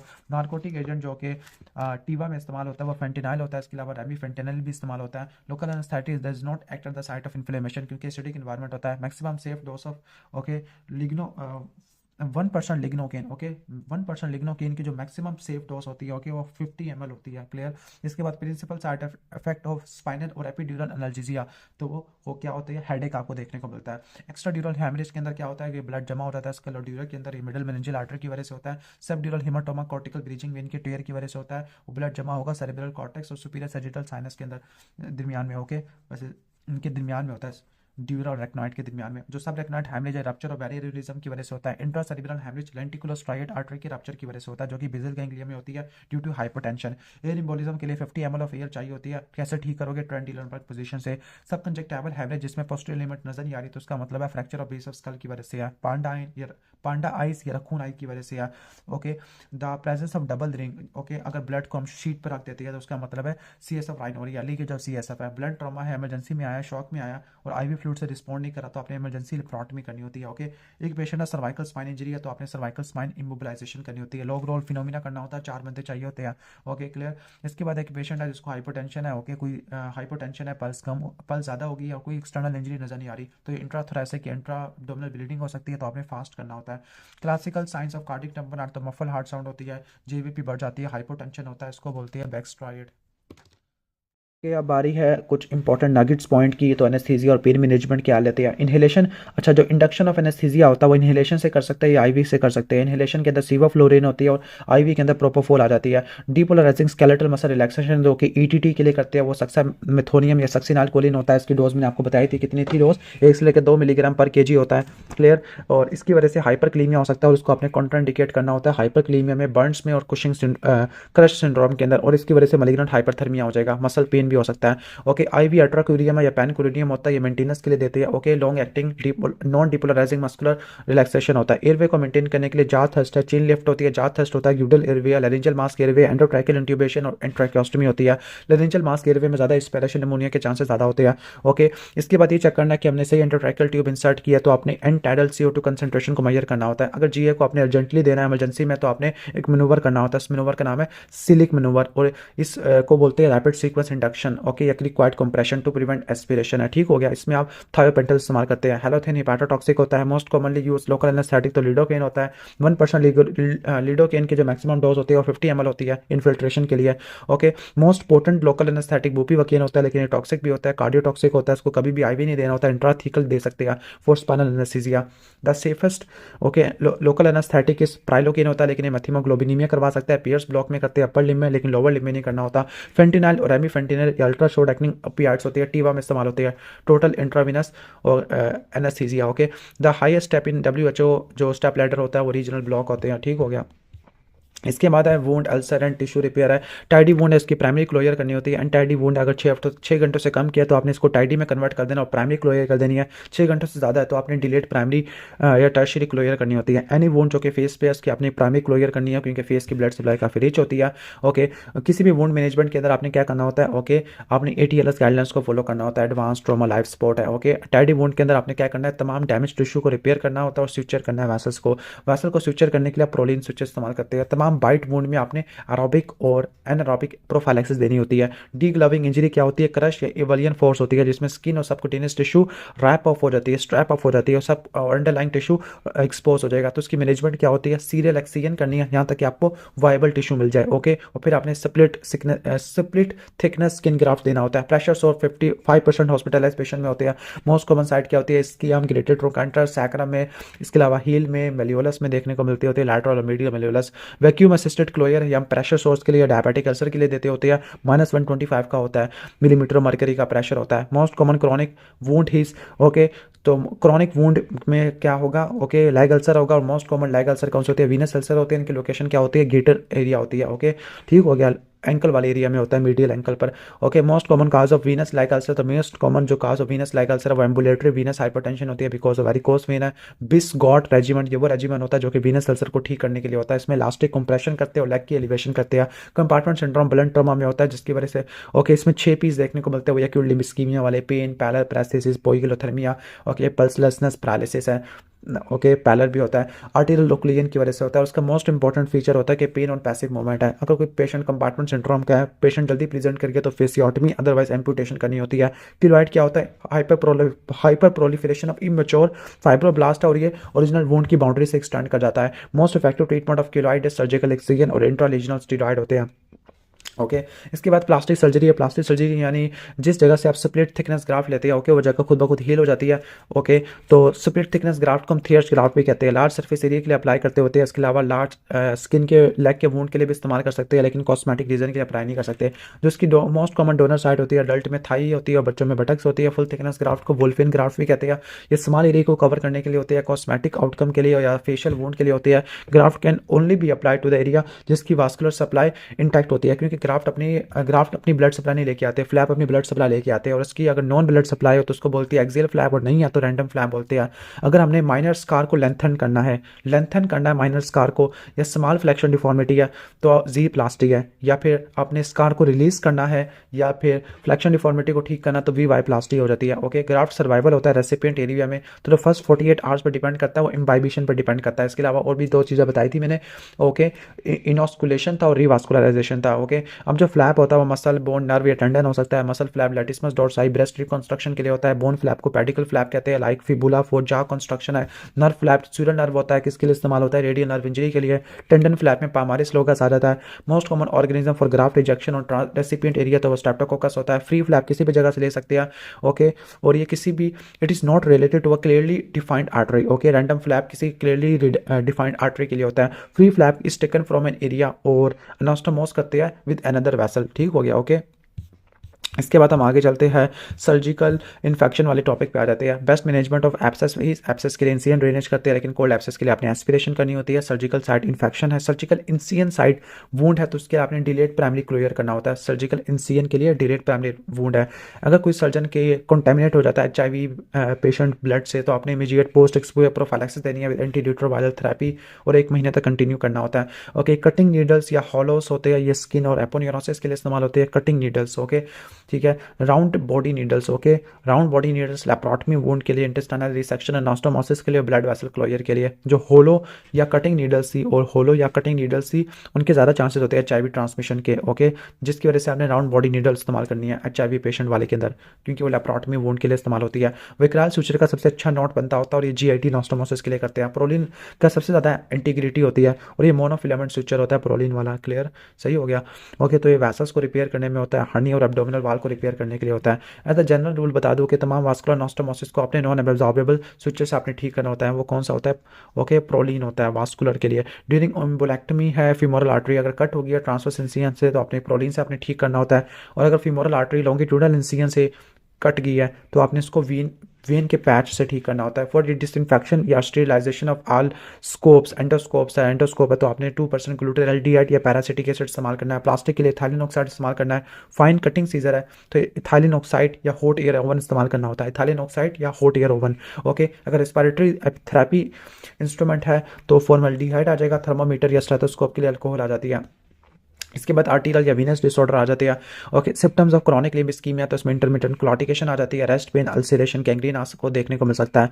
Pen in calf caused by walking और रिलीव हो रहता है बाय रेस्ट है और फर्स्ट स्टेप पे नहीं होता। और डेली कांस्टेंट क्लॉटिकेशन डिस्टेंस है तो इंटरमिटेंट क्लॉटिकेशन होता है। बेस्ट ट्रीटमेंट आपने स्मोकिंग को छुड़वा देना होता है। मेडिकल ट्रीटमेंट सिलेस्टोजोल होता है, सर्जरी की जरूरत नहीं होती। पेन इन मेटाटार्सल है लेकिन okay relieve bye hanging legs. Okay legs की हैंगिंग की वजह से, लेग्स को बाहर निकालने की वजह से या फिर स्लीपिंग एट द चेयर है। ओके तो इसके लिए इसको बोलते हैं क्रिटिकल लिम्ब इस्कीमिया, इसमें आपने सर्जरी करनी होती है। इसके बाद नॉर्मल एंकल बेकल प्रेशर इंडेक्स होता है, एंकल ऊपर और आर्म का ब्लड प्रेशर नीचे। नॉर्मल 1 से लेकर 1.2 होता है। अगर 0.5 से 0.9 हो तो ये इंटरमिटेंट क्लॉटिकेशन है, 0.5 से कम हो तो ये आपका आ जाएगा क्रिटिकल लिम्ब इस्कीमिया, और 0.3 से कम हो जाए तो ये क्या हो जाएगा, ओके नेक्रोसिस देखने को मिलेगा। ओके ऑल सिम्टम्स या साइंस होते हैं क्रॉनिक लिम्ब इस्कीमिया के। ओके सही हो गया। मेंशन इन जीरो क्या है, ओके अच्छा वो इंटरमिटेंट क्लॉटिकेशन। ओके कहते हैं कि तमाम सिम्टम्स होते हैं okay indication of surgery except claudication, यानी क्लॉटिकेशन में आपने कभी भी सर्जरी नहीं करनी। क्लॉटिकेशन में आप सिलेस्टोजोल इस्तेमाल करते हैं, बाकी में रेस्ट पेन, अल्सरेशन, गैंग्रीन में करते होते हैं। सर्जिकल ऑप्शन बाईपास होता है, लंबर सिम्पैथेक्टमी होता है, एंजियोप्लास्टी होता है।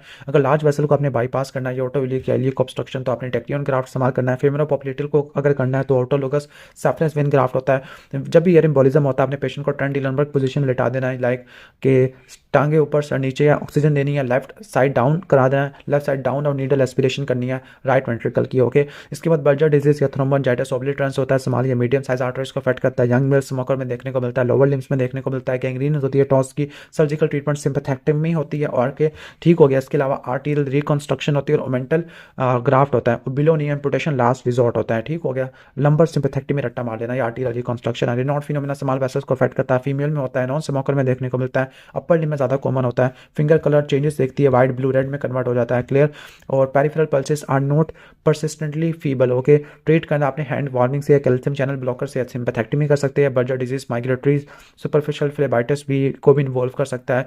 ओके, सही है। और इसके अलावा ये नर्व और वेन को भी अफेक्ट कर सकता है, लेकिन फेमरल और पॉप्लिटल जो पल्स होगी वो पाल्पेबल होगी। रे एम्पुटेशन में मेटाटार्सल की गर्दन काटनी है, जबकि ट्रांस मेटाटार्सल एम्पुटेशन के अंदर मेटाटार्सल की बॉडी काट देनी है, ट्रांस मेटाटार्सल में बॉडी काट देनी है।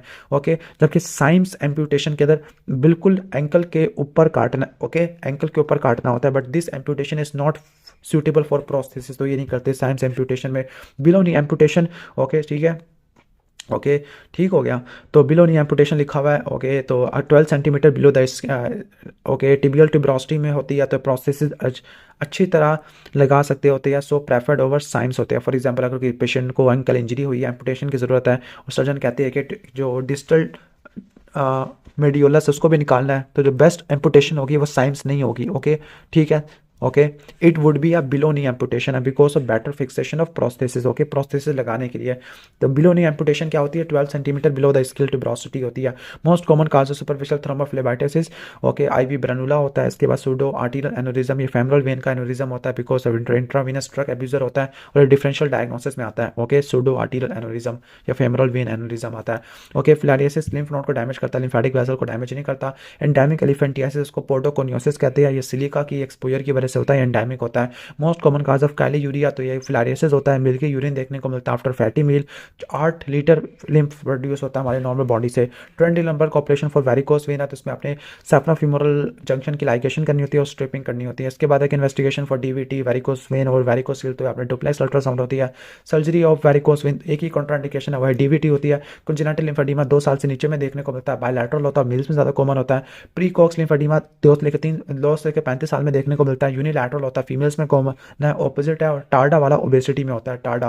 Okay, atherosclerosis of subclavian artery just proximal to the origin of vertebral artery, तो उसकी वजह से सबक्लेवियन स्टिल सिंड्रोम हो जाएगा, पेशेंट में डिजीनेस होगा, वर्ट आई को देखने को मिलेगा, आर्म की क्लॉटिकेशन होगी जब वो आर्म को ओवर यूज करेगा। कैसे डायग्नोस को कंफर्म करोगे, आर्टीरियोग्राम करा लोगे। ओके, और आपने बाईपास या बैलून एंजियोप्लास्टी करनी है, जरूर बाईपास और बैलून एंजियोप्लास्टी आपने करनी होती है। क्लियर, ठीक हो गया। इसके बाद हम आगे चलते हैं। Okay, for acute limb ischaemia, okay ठीक हो गया। अच्छा, उसके लिए बाईपास या बैलून एंजियोप्लास्टी था, एंडार्ट्रेक्टमी था। एक्यूट लिम्फ इस्कीमिया में आपने आईवी हेपरिन देना होता है 5000 का, एम्बोलेक्टमी करनी होती है, और एम्बोलेक्टमी के बाद ओके आपने दोबारा हेपरिन देनी और वारफरिन देनी होती है 3 से लेकर 5 दिन बाद, और 5 दिन के बाद आपने हेपरिन छोड़वा देनी है। फॉर डी अगर पेशेंट स्टेबल और कोई कॉन्ट्राइंडिकेशन या एंटी कोगुलेंट पे, तो आपने हेपरिन देनी है 1 से लेकर 2 दिन तक, फिर आपने हेपरिन वारफरिन के देना 5 दिन तक, और फिर हेपरिन को आपने 6 महीनों तक कंटिन्यू करना अगर कोई कॉन्ट्राइंडिकेशन नहीं है। अगर कोई पेशेंट डीवीटी का है और पेशेंट अनस्टेबल है और कोई कॉन्ट्राइंडिकेशन नहीं है, तो आपने थ्रोम्बोलिटिक्स पहले देनी होती है। ओके, अगर अनस्टेबल पेशेंट है स्ट्रेप्टोकाइनेस वाली, और फिर आपने हेपरिन वो 1 से लेकर 2 दिन तक, फिर वारफरिन और हेपरिन 5 दिन तक, और वारफरिन को आपने 6 महीनों तक चलाना है। वही इन बोथ अबव केसेस अगर कॉन्ट्राइंडिकेशन एंटीकोगुलेशन के लिए, तो आपने क्या करना होता है, फिर आपने इंफीरियर वेना के बाद फिल्टर आपने करना होता है। Okay clear. इसके बाद नेक्स्ट है कि ओके अच्छा इंपॉर्टेंट फॉर अबव 3 पॉइंट्स है। ओके, अगर एक्यूट लिम्फ इस्कीमिया तो वारफिन जस्ट फॉर द 5 डेज है, लेकिन डीवीटी में वारफिन फॉर 6 मंथ्स है। ठीक हो गया। एक्यूट लिम्फ इस्कीमिया में आपने वारफिन देनी होती है just for 5 days. Okay clear, like हमने एम्बोलेक्टमी में पढ़ा होगा। एम्बोलेक्टमी कहाँ गया, एक्यूट लिम्फ इस्कीमिया में वारफिन दिया और हेपरिन दिया 5 दिन तक। ओके, और उसमें 6 महीनों तक दिया। सर्जिकल एनाटमी वाला चैप्टर है। इसोफेगस 25 सेंटीमीटर लॉन्ग होती है, 4 कंस्ट्रक्शन होती है। ओके, मिमोनिक के बाल्ट बिगरिंग पे होती है, एयोर्टिक होती है, लेफ्ट मेन ब्रोंकस होती है, और डी से क्या होती है, डायफ्रामेटिक होती है। पहली 15 सेंटीमीटर, दूसरी 22 सेंटीमीटर, तीसरी 23.5 होती है, चौथी आपको 40 पे देखने को मिलती है। पहली 15 centimetre from the cricopharyngeal junction C6 के लेवल पे होती है। अगली 22 होती है आर्च ऑफ एयोर्टा। अगली होती है 23.5 लेफ्ट मेन ब्रोंकस, और अगली क्या होती है T10। ओके, इसोफेजियल हाइटस होती है 40 सेंटीमीटर पर पड़ी होती है। Okay clear. क्लियर। इसके बाद है कि जो इसोफेगस होता है लेफ्ट एट्रियम से पोस्टीरियर पड़ा होता है मीडियस्टिनम के अंदर, दैट इज वाई आप ट्रांस इसोफेजियल बायोप्सी कर सकते हैं, सॉरी ट्रांस इसोफेजियल इकोकार्डियोग्राफी कर सकते हैं, क्योंकि इसोफेगस लेफ्ट एट्रियम से पीछे पड़ा हुआ है। Foreign body are most likely to lodge in the okay above constriction, सबसे ज़्यादा क्रिकोफेरेंजियस में फंस सकती है। Okay lymphatics of oesophagus are completely around its adventitia. Okay that is why आप एंडोस्कोपिक अल्ट्रासाउंड से आप टी और एन देख सकते हैं, ट्यूमर की स्टेजिंग कर सकते हैं। If we do anastomosis after oesophagectomy thorax है, ओके तो इसको आइवर लुइक्स बोलते हैं, तो इसमें मीडियस्टिनाइटिस हो जाएगा। सो जो प्रेफर्ड मेथड होता है आपने एनास्टोमोसिस करनी है सर्वाइकल में, जिसको बोलते हैं मैक्यून। ओके 3 मेथड है, मैक्यून, आइवर लुइस और रिंगर ट्रांसहाइटल होता है। तो सर्वाइकल पार्ट में अगर एनास्टोमोसिस करोगे मैक्यून होता है, मैक्यून 3 स्टेज होती है, 3 स्टेज सर्जरी होती है, क्लियर। और अगर थोरैक्स में करोगे आइवर लुइस है तो इसमें आपको मीडियस्टिनाइटिस हो जाएगा। ट्रैकियोएसोफेगल फिस्टुला में एंजी ट्यूब क्या होती है, can not be pass more than 10 centimetre from the mouth होती है। इसोफेजियल हाइटस T10 के लेवल पे दे होता है और ये स्ट्रक्चर को पास करता होता है। ओके वो कौन कौन से स्ट्रक्चर होती है, इसोफेगस होता है, वेगस नर्व होती है, लेफ्ट इंफीरियर फेरेनिक आर्टरीज होती है, oesophageal branches of left gastric artery है। Intra abdominal portion of oesophagus होता है वो 2 सेंटीमीटर होता है। स्टोमक हैज कम्प्लेक्स लिम्फेटिक्स होती है जो कि वाटर शेड लाइन से सेपरेट होती है। D1 D2 D3 D4, D1 आपकी लेजर और ग्रेटर कर्वेचर पे होती है, D2 जो आपकी 3 मेन आर्टरीज थी, सिलिक आर्टरी की, left gastric artery, splenic artery, common hepatic artery है। इसके अलावा D3 आपके पैरायोटिक है, पोर्टा हिपैटिस है। और ठीक हो गया। लीवर को हम 2 एनाटॉमिकल लॉब्स में डिवाइड करते हैं। एनाटॉमिकल लॉब्स में डिवाइड करने वाला फैल्सीपैरम लिगामेंट होता है, लेकिन 2 फंक्शनल लोब होते हैं, उसको डिवाइड करने वाली कैंटिल लाइन होती है। ओके जो कॉर्डेड लोब होता है स्पेसिमन सेगमेंट 1 होता है। ओके और बाकी जो सेगमेंट्स होते हैं उसको अपने क्लॉकवाइज डायरेक्शन में लेना होता है, क्लॉकवाइज यानी लेफ्ट टू राइट होती है। Segmentectomy can be successfully done without damaging other part of the liver होती है। Middle hepatic vein most prone to the bleeding during operation on liver है। ओके जब भी हिपैटिक इंजरी होती है तो 4 P's आपने करनी होती है। Okay push Pringle pack plug, push Pringle pack plug आ जाएगा। Okay push Pringle pack plug आ जाएगा। प्रिंगल मैनूवर क्या होता है, इसमें आपने क्लैंपिंग करनी होती है और कंप्रेशन करना होता है on the free end of lesser omentum. Okay ठीक है, तो free end of lesser omentum है, यानी उस पर आपने क्या करनी है, फिंगर से क्लैंपिंग करनी होती है, कंप्रेशन करनी होती है, उसको बोलते हैं फोरामेन ऑफ विंसलू, और आपने पोर्टल ट्रायड को अपने कंप्रेस करना होता है। इसके अलावा नंबर 1 ब्लीडिंग को रोकने के लिए, नंबर 2 ओके ये डिफ्रेंशिएट करने के लिए ब्लीडिंग हिपैटिक आर्टरी से आ रही थी, ओके हिपैटिक आर्टरी या पोर्टल वेन से आ रही थी, या हिपैटिक वेन या इन्फीरियर वेना कैवा से आ रही थी, तो इन दोनों को डिफ्रेंशिएट करने के लिए हम ये करते होते हैं। क्लियर, तो डिफ्रेंशिएट करने के लिए, दूसरा ब्लीडिंग को रोकने के लिए, कंप्रेस करने के लिए। ओके इसके बाद है कि सिस्टिक डक्ट 3 सेंटीमीटर बड़ी होती है, ये कॉमन हिपैटिक डक्ट से मिलने के बाद क्या बना लेती है, ओके CBD। और cystic duct common hepatic duct और inferior surface of liver hepatocystic triangle या ट्रायंगल ऑफ कैलेट बनाता है। Cystic artery, right hepatic artery और सिस्टिक लिम्फ नोड इसमें पड़े होते हैं। क्लियर, ठीक हो गया। ओके और सिस्टिक लिम्फ नोड भी होते हैं, ओके जिसको मस्कांगी लिम्फ नोड कहते हैं या सेंटिनल लिम्फ नोड और गॉल ब्लैडर कहते हैं, और कैंसर इसी में फैल जाता है। 15% लोगों में जो राइट हिपैटिक आर्टरी होती है वो टॉर्शियस कोर्स बनाती है और comes in front of cystic duct होती है, जिसको बोलते हैं हम Moynihan hump. Okay Moynihan hump. Okay तो मोइनीहान हम्प क्या होता है, right hepatic artery comes in front of cystic artery होती है और एक लूप बना लेती है, जिसको बोलते हैं मोइनीहान हम्प। ओके तो यहाँ पे ब्लीडिंग होने के चांसेस ज़्यादा होते हैं। थायराइड का वेट क्या होता है, 25 ग्राम होता है। थायराइडेक्टमी में जो इंसिजन देते हैं वो कॉलर इंसिजन होता है, 2 centimetre above the sternal notch होता है। ओके सुपर स्टर्नल नॉच से ऊपर होता है। रिट्रैक्ट स्कैन करनी है आपने जॉल्स रिट्रैक्टर से, सबक्यूटेनियस टिश्यू में प्लेटिस्मा आ जाएगा, फिर वर्टिकल इंसिजन देना होता है डी फेशिया, फिर आपने स्ट्रैप मसल को रिट्रैक्ट करना होता है। वंस अगेन जॉल्स रिट्रैक्टर इस्तेमाल करोगे, प्री ट्रैकल फेशिया निकाला, फिर आपने थायराइड के पेडिकल्स को मोबिलाइज किया। जो सुपीरियर थायराइड आर्टरी है उसकी लाइगेशन ग्लैंड के नजदीक करनी है, क्योंकि एक्सटर्नल लैरिंजल नर्व साथ पड़ी हुई होती है। Superior branch external laryngeal nerve होती है। ओके इन्फीरियर थायराइड आर्टरी की लाइगेशन ग्लैंड से अवे करनी है, बिकॉज रिकरेंट लैरिंजल नर्व उसके करीब पड़ी होती है ग्लैंड के। ओके क्लियर, सही हो गया। ओके आगे चलते हैं। आगे इन कंटिन्यूशन विद पॉइंट 19 है। पॉइंट नंबर 19 कौन सा था, वही स्टेप्स ऑफ थायराइडेक्टमी था। ओके ड्यूरिंग थायराइडेक्टमी तो स्ट्रैप मसल को जस्ट रिट्रैक्ट किया, लेकिन अगर गोइटर काफ़ी ज़्यादा बड़ा है, स्पेस कम है, तो आपने स्ट्रैप मसल को ही काट देना होता है। ओके सही है। और एक बात रट्टा मार लेना, स्ट्रैप मसल को हमेशा आपने डिवाइड करना होता है अपर पार्ट में। ओके कभी भी लोअर पार्ट ऑफ नेक में नहीं करना होता। लोअर पार्ट ऑफ नेक में क्यों नहीं करना होता, बिकॉज एंसा सर्विकैलिस लोअर पार्ट में होता है। ओके एंसा लोअर पार्ट में होता है। क्लियर, दैट इज वाई हमने डिवाइड करना है from below. Okay 75% of lymphatic axillary lymph node में जाती है, एंटीरियर और एपिकल के अंदर आती है, 20% इंटरनल मेमोरी में जाती है, कुछ डेल्टो पेक्टोरल में भी जाती है। ओके कार्सिनोमा ऑफ ब्रेस्ट होता है, लिम्फेटिक को इन्वॉल्व करता है, लेकिन वीनस सिस्टम को भी इन्वॉल्व कर सकता है, और वहां से ये वर्टिब्रल सिस्टम को इन्वॉल्व कर सकता है, और वहां से ब्रेन में भी जा सकता होता है। ATLS गाइडलाइंस है प्राइमरी सर्वे में airway breathing circulation disability exposure करते हैं। ऐसे एयरवे आपने वर्बल रिस्पॉन्स को चेक करना होता है, माउथ को क्लियर करना होता है। शक्कर से अगर GCS 8 से करना तो आपने डेफिनेटिव एयरवे देना है, ट्रैकियोस्टमी है। ओके B से ब्रीदिंग है, ब्रीदिंग में आपने 100% ऑक्सीजन देनी होती है, चेक इमीडिएटली और मैनेज करना है टेंशन हिमोथोरैक्स को। C से सर्कुलेशन है, जिसमें आपने कॉन्शियस कॉन्शियसनेस लेवल्स को चेक करना है, पैलर और पल्स को देखना होता है, पल्स ज़्यादा सुपीरियर होता है as compare to blood pressure. Disability में जीसीएस को देखना होता है, और आपने कॉन्शियसनेस को आपने एक्सक्लूड करना होता है बिकॉज ऑफ ड्रग, अल्कोहल, इससे एक्सपोजर है। बाकी आपने रिससिटेशन देनी है, आईवी फ्लूइड्स, एनाल्जेसिया करना होता है, रेडियोग्राफ लेनी है, lateral cervical spine, AP chest, AP pelvis है, सेकेंडरी सर्वे करना है। सेकेंडरी सर्वे में आप एम्पल टेक्निक होती है, हिस्ट्री में एलर्जी, मेडिकेशन है, ओके, मेडिकेशन में इंक्लूडिंग टेटेनस है, पास्ट मेडिकल हिस्ट्री आ जाएगा, ओके, एल से लास्ट मील और events at the time of incident है। फिर आपने हेड टू एग्जामिनेशन करनी होती है, okay, after each and every system होता है। लॉग रोल के लिए आपको मिनिमम 4 बंदे चाहिए होते हैं, स्पाइनल प्रोटेक्शन आपने करनी होती है, ओके, रीवैल्यूएशन करनी होती है, फिर आपने मैनेजमेंट प्लान करना है डिपेंडिंग अपॉन किस पार्ट ऑफ द बॉडी में ट्रॉमा है। लाइक अगर एब्डोमिनल ट्रॉमा है और पेशेंट अगर हीमोडायनेमिकली अनस्टेबल है तो आपने फास्ट करना होता है, अगर अवेलेबल नहीं है तो डायग्नोस्टिक पेरिटोनियल लिवाज है। अगर पेशेंट हीमोडायनेमिकली स्टेबल है तो आपने कॉन्ट्रास्ट सिनास सीटी स्कैन करना होता है, ओके। लेकिन हमारे क्लिनिकल प्रैक्टिस में अगर कोई पेशेंट शॉक हो, ओके, एब्डोमिनल ट्रॉमा हो, ओके, सही है, ओके, तो ओके, एब्डोमिनल ट्रॉमा हो और तो हम अबव इन्वेस्टिगेशन हम नहीं कर सकते, तो हम डैमेज कंट्रोल रिससिटेशन करते हैं। फर्स्ट हम गिव देते हैं, फ्लूइड देते हैं 250 लेकर 500 ml 10 मिनट के अंदर, ओके। इसके बाद है कि डायफ्राम का रप्चर हो गया 7 डेज का, ओके, तो आपने लेप्रोटमी करनी है और ट्रांस एब्डोमिनल रिपेयर करना है, ओके, ठीक है। अगर 7 दिन से ज़्यादा का तो ट्रांस थोरेसिक रिपेयर है, तो ट्रांस एब्डोमिनल रिपेयर 7 दिन से कम में और 7 दिन से ज़्यादा में ट्रांस थोरेसिक रिपेयर है। फ्लेयर चेस्ट में अगर स्मॉल है तो आपने एनाल्जेसिया देना होता है लाइक ओपिएट से और इंटरकोस्टल ब्लॉक से, फिजियोथेरेपी और ऑक्सीजन देनी होती है। इसके अलावा टेप कर देंगे होल चेस्ट को to immobilise, IV fluids with caution देंगे क्योंकि एडीमा की वजह से वॉट्सन हो सकती है। कुलाइट को आपने प्रेफर करना होता है एज कम्पेयर टू क्रिस्टलाइट्स है, क्लियर। और अगर रेस्पिरेटरी फ्लोर हो रहा है तो आपने इंटरमीडिएट पॉजिटिव प्रेशर वेंटिलेशन देनी है चेस्ट ट्यूब के जरिए 3 हफ्तों तक।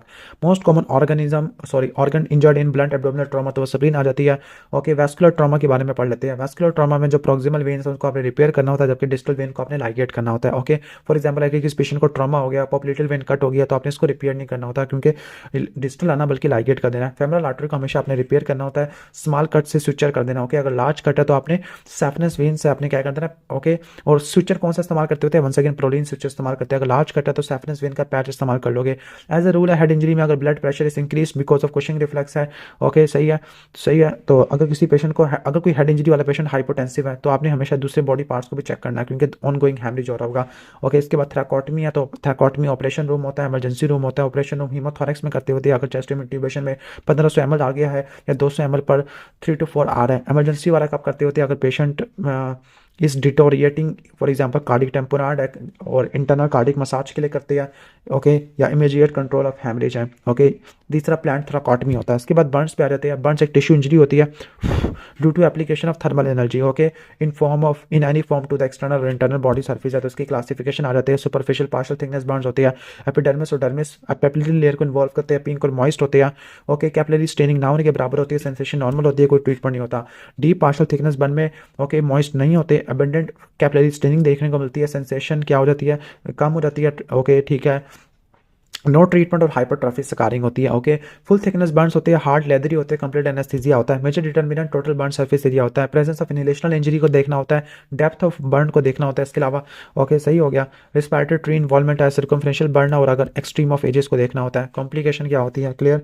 अच्छा, कॉम्प्लिकेशन क्या होती है बर्न्स में, एक्यूट कॉम्प्लिकेशन में hypovolaemic shock, acute renal failure, ARDS हो जाएगा। डिलेट में मैल अब्जॉर्प्शन है, कर्लिंग अल्सर है, कंपार्टमेंट सिंड्रोम इन्फेक्शन, और लेट में क्या हो जाएगा, स्कार कॉन्ट्रैक्चर बन जाएगा, मार्जिनल अल्सर हो जाएगा। सीवियर कैटेगराइजेशन है, okay. Major burns, okay, adult में पार्शियल थिकनेस बर्न 25 से ज़्यादा है, ओके, और डीप मोर देन 10% है, ओके, सही हो गया। और चिल्ड्रन में पार्शियल थिकनेस बर्न अगर 15 से ज़्यादा है, ओके, और अगर मॉडरेट का बताया हुआ है, ये तो बड़ी मुश्किल है, ओके, इसको भी छोड़ देते हैं। मैनेजमेंट के अंदर आ जाती है। प्री हॉस्पिटल मैनेजमेंट क्या होती है, प्री हॉस्पिटल मैनेजमेंट में आपने स्टॉप ड्रॉप द प्रोसेस है, ATLS गाइडलाइंस है, ठंडा करना है, कूलिंग है, ऑक्सीजन देनी है और एलिवेशन करना है अफेक्टेड लिम्ब को। हॉस्पिटल में आपने एयरवे को मैनेज करना है, इंट्यूबेशन से, लाइनिंगॉटमी कर सकते हैं, नेबुलाइजेशन, ऑक्सीजन दे दिया, स्क्रोटमी कर दिया। सर्कुलेशन रिससिटेशन में अगर बर्न 15% से ज़्यादा अडल्ट में या बच्चों में 10 से ज़्यादा है तब आपने फ्लूइड देना होता है। पार्कलैंड फार्मूला में 4 से मल्टीप्लाई करते हो बॉडी वेट को और बर्न्स को, और जो 50% होता है पहले 8 घंटों में और अगला 50% 16 घंटों में देते हो। इसके अलावा नेक्स्ट फार्मूला है Mount Vernon formula, weight multiply percentage of burns, okay, ठीक हो गया। तो ये सिर्फ 6 घंटों के लिए होता है, वो सिर्फ 24 घंटों के लिए था। ट्रीटमेंट ऑफ बर्न्स वुंड है, तो बर्न्स वुंड में क्या करेंगे, क्लिनसिंग है, ड्रेसिंग है, एक्सियन करते हैं फुल थिकनेस बर्न में। बाकी ड्रेसिंग होती है silver sulfadiazine, silver nitrate, mafenide acetate और सीरम नाइट्रेट होती है, ओके। एनाल्जेसिया में एनसेड और मॉर्फिन देते हैं। एनर्जी बैलेंस करते हैं। एनर्जी बैलेंस कब करेगी जब 20% ज़्यादा बॉडी सर्फेस एरिया। एंजियोटियो पास करते हैं। इन्फेक्शन प्रोफाइलैक्सिस करेगी, टेटनस देंगे, सूडोमोनास को टारगेट करेंगे, फिजियोथेरापी, साइकोथेरापी है, गैस्ट्रिक डिकम्प्रेशन वगैरह करते हैं। इसके बाद नॉन थर्मल बर्न इंजरी है, तो जो केमिकल इंजरी होती है, प्रोग्रेसिव डैमेज होता है, एसिड कोआगुलेटिव नेक्रोसिस कराएगा, अल्कली लिकोफेक्टिव नेक्रोसिस करवा देती है। आपने क्लॉथिंग रिमूव करना है, फ्रेश करना है वाटर से, और इलेक्ट्रिकल बर्न्स हाई टेंशन या लो टेंशन हो सकते हैं। इसके बाद एनेस्थीसिया, एनएसजीए का ट्रायड किया था, ट्रायड ऑफ अनकॉन्शियसनेस है, ओके, एमनीजिया, एनाल्जेसिया और मसल रिलैक्सेशन होती है। इंडक्शन के लिए इनहेलेशन में आप सेवाफ्लोराइन, आईवी में प्रोपोफोल, इंट्यूबेशन में सेक्सामेथोनियम है 1.5 मिलीग्राम, ओके, ठीक हो गया। सक्सिनालकोलिन भी कहते हैं। मेंटेनेंस के लिए ऑक्सीजन, नाइट्रस ऑक्साइड, सीवाफ्लोरिन और एट्रोक्यूरियम इस्तेमाल करते होते हैं। मॉनिटरिंग में आप रिकवरी फेज में आप क्या करते हैं, ऑक्सीजन देते होते हैं और प्लस नियोस्टिगमिन देते होते हैं, एट्रोपिन देते होते हैं। टीवा में आप प्रोपोफोल और फेंटिनाल देते होते हैं बस, okay. Complication related to the intubation है, ड्रग्स है, रेस्पिरेशन और कॉम्प्लिकेशन हो सकती है। जनरल कॉम्प्लिकेशन है, लोकल एनेस्थीसिया में है कि लिडोकेन है 3 mg/kg और 7 mg विद एपिनेफ्रिन होता है, ओके। कभी भी यूज़ नहीं करना मोनोमिन ऑक्सीडेज इनहिबिटर या ट्राइसाइक्लिक एंटी डिप्रेशन के साथ। इसका इफेक्ट 1 से लेकर 2 घंटे तक होता है। बुप्रीवाकेन कार्डियोटॉक्सिक होता है, मोस्ट पोटेंट होता है। प्राइलोकेन मेथिमोग्लोबिनीमिया करवाता है, बेयर्स ब्लॉक के लिए इस्तेमाल करते हैं। कॉम्प्लिकेशन क्या होती है इनकी, ओके, लोकल क्या होती है, इन्फेक्शन या हेमाटोमा हो सकता है। सिस्टेमिक में कार्डिक एरिथमिया हो सकती है, कार्डियोटॉक्सिसिटी होती है। एरिथमिया लिग्नोकेन में कार्डियोटॉक्सिसिटी, बुप्रीवाकेन में और मेथिमोग्लोबिनीमिया प्राइलोकेन की वजह से, और बाकी इन्फेक्शन हेमाटोमा। लोकल एनेस्थीसिया की टाइप है, लाइक इन्फिल्ट्रेशन है जो कि कॉन्ट्राइंडिकेटेड होती है इन्फेक्शन में या क्लॉटिंग डिसऑर्डर में। फील्ड ब्लॉक है, बेयर्स ब्लॉक है जिसमें प्राइलोकेन है, स्पाइनल या एपिड्यूरल एनाल्जेसिया आ जाएगा, क्लियर। इसके बाद नेक्स्ट है कि जो मॉड्यूलेशन और परसेप्शन होती है, ओके, इसके लिए कौन काम करते हैं मॉड्यूलेशन परसेप्शन के ऊपर, ओपियाइड्स और डायमॉर्फिन, जबकि ट्रांसडक्शन पे आपके एनसेड्स काम करते हैं। Pain relief WHO step ladder होता है। स्टेप 1 में एनसेड और पैरासीटामोल है, स्टेप 2 में एनसेड पैरासीटामोल प्लस कोडीन ऐड करेंगे, स्टेप 3 में आप इंट्रामस्कुलर मॉर्फिन और स्टेप 4 में आप IV मॉर्फिन ऐड कर दोगे, ओके। इसके बाद ब्लड ट्रांसफ्यूजन वाला चैप्टर है मेरे ख्याल से। अच्छा, पेन रिलीफ के लिए, अच्छा पेन रिलीफ के लिए अगर ट्रांसडक्शन को ब्लॉक करना तो एनसेड, इबुप्रोफेन और डिक्लोफिन आकर, ट्रांसमिशन को रोकना है तो ट्रांसक्यूटेनियस इलेक्ट्रिक नर्व स्टिमुलेशन आ जाएगा और लोकल एनेस्थेटिक भी है। जबकि मॉड्यूलेटर और परसेप्शन के लिए ओपीआइड्स आ जाती हैं। ब्लड ट्रांसफ्यूजन में आ जाते हैं, ओके। ब्लड ट्रांसफ्यूजन का जो टेम्परेचर होता है RBC के लिए वो 2 से लेकर 4 तक होता है, 41 डेज तक स्टोर कर सकते हैं, 42 तक कर सकते हैं। CPD-A1 के साथ, okay. Increase in potassium 1 mg/day due to RBC destruction हो सकता है। लैक्टिक एसिड और पायरेटिक एसिड ज़्यादा हो जाएगा, CO2 ऑक्सीजन कम हो जाएगी, CO2 ज़्यादा हो जाएगी, अमोनिया बढ़ जाती है, क्लॉटिंग फैक्टर सिर्फ 24 घंटे तक बच्चे रह जाते हैं, क्लियर। एक जो यूनिट होता है वो 1 ग्राम के बराबर होता है। 7 ml/kg 1 ग्राम पर डेसीलीटर हीमोग्लोबिन बचा लेते हैं। रेट 40 ड्रॉप पर मिनट देना होता है। 4 to 7 डेज है। प्लेटलेट को आपने रूम टेम्परेचर पर स्टोर करना होता है। कॉम्प्लिकेशन क्या होती है, सिंगल ट्रांसफ्यूजन रिएक्शन की वजह से इम्यून हिमोलिटिक रिएक्शन हो सकता है, हिमोलिटिक ट्रांसफ्यूजन रिएक्शन है, डिलेड हिमोलिटिक रिएक्शन है, नॉन इम्यूनोजेनिक हिमोलिटिक रिएक्शन है, एलर्जी है, फिब्रिलर रिएक्शन है 24 आवर्स के अंदर, ग्राफ्ट वर्सेस होस्ट डिजीज देखने को मिलता होता है, क्लियर। तो ये आपको देखने को मिलते हैं। बाकी ओवरलोडिंग कंजेस्टिव कार्डिक फ्लोरा है, एयर एम्बोलिज्म 100 cc वैसे 50 का चाहिए होता है। डिजीज ट्रांसमिट हो सकते हैं लाइक बैक्टीरिया, वायरसेस वाले, ओके, ठीक हो गया, ऑलमोस्ट ये हो जाएगा। मैसिव ब्लड ट्रांसफ्यूजन के अंदर क्या होता है कि अगर आप पूरी total blood volume of less than 24 hour में रिप्लेस कर दो तो ये मैसिव ब्लड ट्रांसफ्यूजन होता है, जिसमें हाइपोथर्मिया, हाइपोकलीमिया, हाइपोकैल्सीमिया ये देखने को मिलता है। ऑटो ट्रांसफ्यूजन के लिए प्री डिपॉजिट करना होता है, ब्लड सैल्वेज है, पत्नी क्या क्या हीमोडायलेशन है। DIC में क्या होगा, PT कम होगा, PTT बल्कि PT ज़्यादा होता है यार, PT ज़्यादा होता है, PTT ज़्यादा होता है। ब्लीडिंग टाइम भी ज़्यादा देखने को मिलता है। प्रोटीन C क्या हो जाती है, ये आपको शायद कम देखने को मिलती है, ओके। प्रोटीन S भी कम देखने को मिलती है। सिस्टिव साइड मिलेगा, थ्रोम्बोसाइटोपिनिया, फिब्रिन डिग्रेडेशन प्रोडक्ट बढ़ जाती है, D डायमर बढ़ जाती है। Macroscopic death of the tissue is called gangrene और माइक्रोस्कोपिक को बोलते हैं नेक्रोसिस, और ये हमेशा आर्टीरियल लोक्लियन की वजह से होते हैं, इन्फेक्टिव या ट्रॉमेटिक हो सकते हैं। मोस्ट कॉमन ड्राई गैंग्रीन होते हैं, थीरोस्क्लेरोसिस की वजह से होते हैं। वेट गैंग्रीन रैपिड आर्टेरियोक्लियन की वजह से होते हैं। गैस गैंग्रीन सीवियर फॉर्म होते हैं।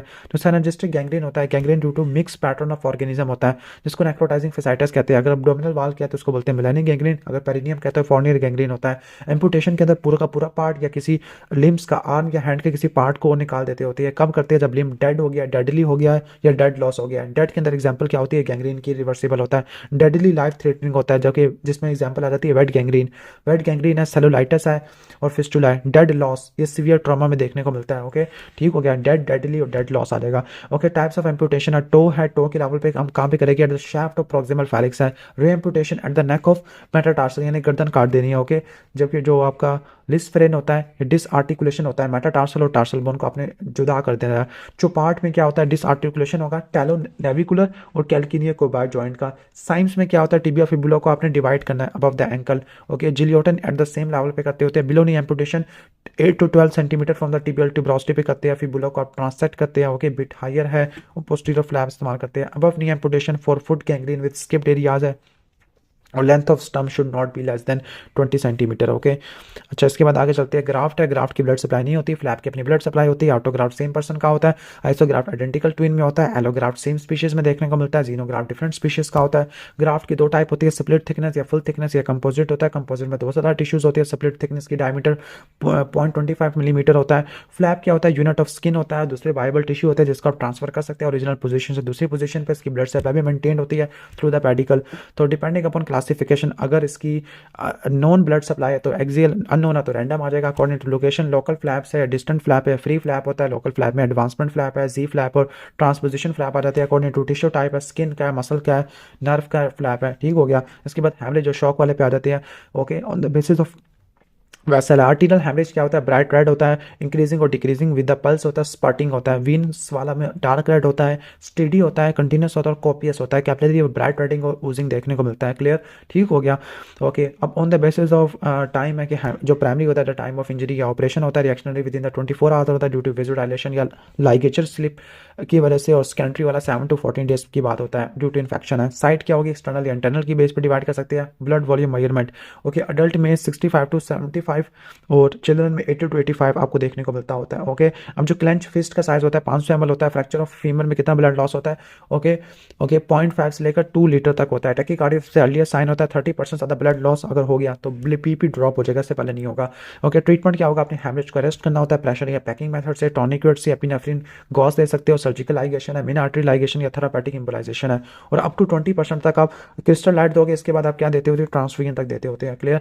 Indication of central Venus line के फ्लूइड थेरेपी को गाइड करने के लिए टीपीएन के लिए देते होते हैं। इसके अलावा फ्लूइड थेरेपी को मॉनिटर करने के लिए, गाइड करने के लिए, मॉनिटर करने के लिए, हीमोडायलिसिस करने के लिए। शॉक क्या होती है, shock is a state of hypotension जिसमें क्या होगा, टिश्यू की परफोरियन कम हो जाती होती है due to decrease blood supply है। ओके, सही हो गया। अब हाइपोवोलेमिक शॉक होता है जो कि ब्लड लॉस हैमरेज की वजह से, या नॉन हैमरेजिक शॉक हो सकता है, कार्डियोजेनिक, न्यूरोजेनिक, सेप्टिक होता है, वेजोजेनिक होता है। अब स्टेजेस ऑफ हाइपोवोलेमिया। ओके, अब 10 से लेकर 15% तक जो होता है, okay hypovolaemia. Okay, no signs है, यानी 15% तक एक करेक्ट कन्वर्ट होता है, कोवर्ट होता है। ओवर्ट में क्या होगा, रिफ्लेक्स मैकेनिज्म एक्टिवेट हो जाएगा, टैकीकार्डिया हो जाएगा, पैलर हो जाएगा, कोल्ड स्किन हो जाएगा, टैकिपनिया हो जाएगा, लेकिन बीपी में चेंज नहीं आएगा। डीकम्पनसेटिव में बीपी भी गिर जाएगा। क्लियर, ठीक है। सीवीपी की गोल्स क्या होती है, 6 से लेकर 12 मिलीमीटर मर्करी होता है। यूरिन आउटपुट को 0.5 से ऊपर रखना होता है। मिक्स वीनस सैचुरेशन को 70% से ऊपर रखना होता है। इसके बाद स्टीराल प्रिकॉशन है कि एज सेप्सिस क्या होता है, methods of preventing contamination of wound by ensuring that only sterile object comes in contact with them. Okay, antiseptics क्या होता है, ओके यानी इस सेप्सिस में आपने स्टेरिलाइजेशन का ख्याल रखा। एंटीसेप्टिक्स में ऐसे केमिकल किया जो कि माइक्रो ऑर्गेनिज्म को मार दिया। डिकंटामिनेशन में आपने एलिमिनेट किया या वेजिटेटिव फॉर्म्स को कम कर दिया। ओके, डिसइंफेक्शन के अंदर ऐसा प्रोसेस किया जो कि माइक्रो ऑर्गेनिज्म को किल कर दिया with the exception of bacterial spores है। मेथड ऑफ डिसइंफेक्शन अल्कोहल है, फॉर्मल्डिहाइड है, 2% ग्लूटाराल्डिहाइड या 0.1% सोडियम हाइपोक्लोराइड है। फिजिकल एजेंट में लो टेम्परेचर आ जाएगा, ड्राई स्टीम आ जाएगा और बॉइलिंग वाटर और स्टेरिलाइजेशन आ जाती है। स्टेरिलाइजेशन में आप तमाम माइक्रोबियल लाइफ को खत्म कर देते हैं। अब इसमें ऑटोक्लेविंग आ जाती है। ऑटोक्लेविंग हीट सेंसिटिव के लिए इस्तेमाल नहीं करते। अब इसकी क्या होती है, अगर टेम्परेचर 121 का होगा तो 15 मिनट होगी और 15 पाउंड प्रेशर होगा। ठीक हो गया, ये ज़्यादा होता है। अगर 134 का है तो ये 3 मिनट होते हैं और 30 पाउंड का प्रेशर होता है। इथाइलिन ऑक्साइड हीट सेंसिटिव के लिए इस्तेमाल करते हैं। Hot air oven fine cutting edges के लिए इस्तेमाल करते हैं। Low temperature steam with formaldehyde. Okay, तो इसमें ड्राई स्टीम प्लस फॉर्मल्डिहाइड देते हैं। इसके अलावा रेडिएशन है, पैरासिटिक एसिड होता है। क्लियर। इसके बाद सर्जिकल इन्फेक्शन पे आ जाते हैं। सर्जिकल इन्फेक्शन में क्या होता है कि invasion of organism through the tissues following the break. Okay, surgical site infection, infection of surgical wound होता है। सुपरफिशियल इंसिजनल होता है कि ओनली स्किन या सबक्यूटेनियस टिश्यू है within the 30 days. Deep incisional जो डीप सॉफ्ट टिश्यूज होता है, ऑर्गन या space within the 30 days या विद इन 1 आवर अगर इम्प्लांट इस्तेमाल किया। सिवियर इन्फ्लेमेटरी रिस्पॉन्स सिंड्रोम कब लेबल करेगा, जब हाइपोथर्मिया होगा, टैकीकार्डिया देखने को मिलेगा, टैकिपनिया देखने को मिलेगा, WBC 12 से ज़्यादा या 4000 से कम हो जाएगा।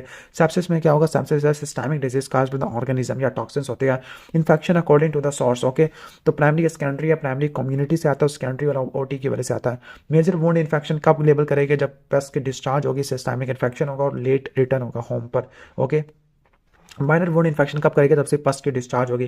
क्लासिफिकेशन ऑफ सर्जिकल वुंड है, क्लीन, कंटामिनेटेड और डर्टी आती है। क्लीन कंटामिनेटेड में नो रिस्पिरेटरी, ओके GI और GIT ब्रीच होती है। क्लीन कंटामिनेटेड में क्या होगा, ओके सही है, ओके रिस्पायरेटरी है, ओके यानी उसमें विसरा को ओपन नहीं करते, ओके, और इसमें विसरा को ओपन करते हैं विद मिनिमल स्पिलेज, इसमें विसरा को ओपन करते हैं मैक्सिमल स्पिलेज होते हैं, और डर्टी में पस परफोरेशन देखने को मिलती होती है, क्लियर, ठीक है। डिस्टेंसिव पीरियड क्या होता है, with in 4 hours of breach होता है, जिसमें आप ऑर्गेनिज्म ग्रो करता है। ब्रूडी एब्सेस क्या होती है, formation of pus in the bone in case of chronic osteomyelitis, Ludwig angina cellulitis और सबमैंडिबुलर स्पेस और submandibular space with submental space with inflammatory oedema of mouth होता है, प्यूट्रेट हैलाटोसिस देखने को मिलती होती है, क्लियर।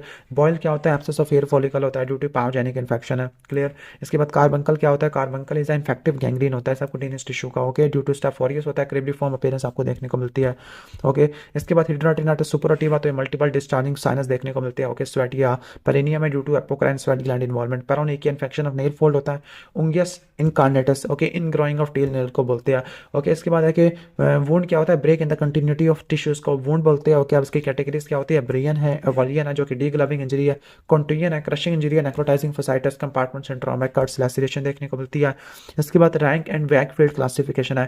जो टाइडी वुंड होते हैं वो शार्प होते हैं, टाइडी वुंड डर्टी होते हैं, टाइडी वुंड क्लीन होते हैं, टाइडी वुंड कंटामिनेटेड होते हैं, ओके सही हो गया। फेजेस ऑफ वुंड हीलिंग है, तो सबसे पहले इन्फ्लेमेटरी फेज आता है जिसमें प्लेटलेट प्लग बनता है, कोआगुलेशन हो जाती है 2 से लेकर 5 दिनों में, फिर ये 3 हफ्तों तक आपका, फिर इसके बाद आपका प्रोलिफरेटिव फेज आता है, फिर एपिथेलाइजेशन होती है, फिर मॉडलिंग हो जाती है 3 हफ्तों से लेकर 2 सालों तक हो जाती है। टाइप 3 कोलेजन टाइप 1 में कन्वर्ट हो जाता है। Types of wound healing, primary intention है जिसमें क्लीन है, जिसकी अप्रोक्सीमेशन करती है, कोई कॉम्प्लिकेशन नहीं होती। सेकेंडरी इंटेंशन में कंटेमिनेटेड वुंड होता है, टिश्यू का लॉस होता है। टर्शरी में डिलेड प्राइमरी रिटर्न होता है, क्लीनिंग डिब्राइडमेंट होती है। Secondary suture opens for more than 10 days होता है। इसके बाद इनहिबिटिंग फैक्टर होते हैं वुंड की हीलिंग को रोकने वाले, तो वो निमोनिक है, डिड नॉट हील है, डी से डायबिटीज है, आई से इन्फेक्शन, डी से ड्रग आ जाएगा, एन से न्यूट्रिशन आ जाएगा, ओके, टी से टिश्यू आ जाएगा, टिश्यू नेक्रोसिस है, एच से हाइपोक्सिया, ई से एक्सेसिव टेंशन, ए से अनदर वुंड लो टेम्परेचर है। अल्सर ऐसा वुंड जो कि क्रॉनिक है। स्कार क्या होता है, फाइब्रस मार्क होता है जो कि स्किन पे पड़ा होता है, क्लियर। इसके बाद है किलॉइड क्या है, नॉर्मल स्कार जो कि ओरिजिनल वुंड की बाउंड्री से एक्सटेंड कर गया, हाइपरट्रॉफिक स्कार जो कि रिस्ट्रिक्टेड है विद इन द वुंड। के बाद लास्ट ये PDF हमारा, ओके, रेडियोलॉजी वाला है। तो इंट्रावीनस पाइलोग्राम में यूरोग्राफी में इस्तेमाल करते हैं, अल्ट्रासाउंड में साउंड वेव इस्तेमाल करते हैं, मैग्नेटिक फील्ड MRI में इस्तेमाल करते हैं, बेरियम स्टडी में हम बेरियम सल्फेट इस्तेमाल करते हैं। X ray is based on absorptive power by soft tissue bone fat gas होता है, ओके। गाल स्टोन्स के लिए, एक्यूट कोलिसिस्टाइटिस के लिए, क्रॉनिक कोलिसिस्टाइटिस के लिए अल्ट्रासाउंड होता है। वेरिकोसील वेरिकोस वेन के लिए और DVT के लिए डुप्लेक्स अल्ट्रासाउंड होता है। मैस इन इसोफेगस में जो मैस है उसके लिए अपर जीआई एंडोस्कोपी होता है, और स्टेजिंग के लिए एंडोस्कोपिक अल्ट्रासाउंड होता है। इंट्रावीनस यूरोग्राफी में आप आयोडीनेटेड कंट्रास्ट इस्तेमाल करते हैं, यूरोग्राफिन होता है, डोज इसकी 1 mg पर kg होती है, okay. Investigation of choice for intestinal obstruction, तो एक्सरे एब्डोमेन सुपाइन पोजीशन कराएगा जिसमें आपको मल्टीपल एयर फ्लूइड लेवल्स मिलेंगे, किस जगह पे ऑब्स्ट्रक्शन है ये भी पता लग जाएगा। इन्वेस्टिगेशन ऑफ चॉइस फॉर पैरोटिनाइटिस, तो पैरोटिनाइटिस में आप एक्सरे चेस्ट इरेक्ट व्यू कराते हो to see the air under the diaphragm pneumoperitoneum को देखने के लिए करते हैं। Investigation of choice for acute pancreatitis, okay. Acute pancreatitis plus acute pancreatitis है, पेंक्रियाटिक सूडोसिस्ट है, पेंक्रियाटिक कैंसर और डायबिटिकुलाइटिस है, तो कंट्रास्ट इनहांस CT स्कैन कराना होता है। फायरिंग और इसोफेगस को देखने के लिए बेरियम स्वेलो होती है, स्टोमक को देखने के लिए बेरियम मील होती है, स्मॉल इंटेस्टाइन को देखने के लिए बेरियम मील फॉलो थ्रू होती है, लार्ज इंटेस्टाइन को देखने के लिए बेरियम एनीमा होती है, क्लियर।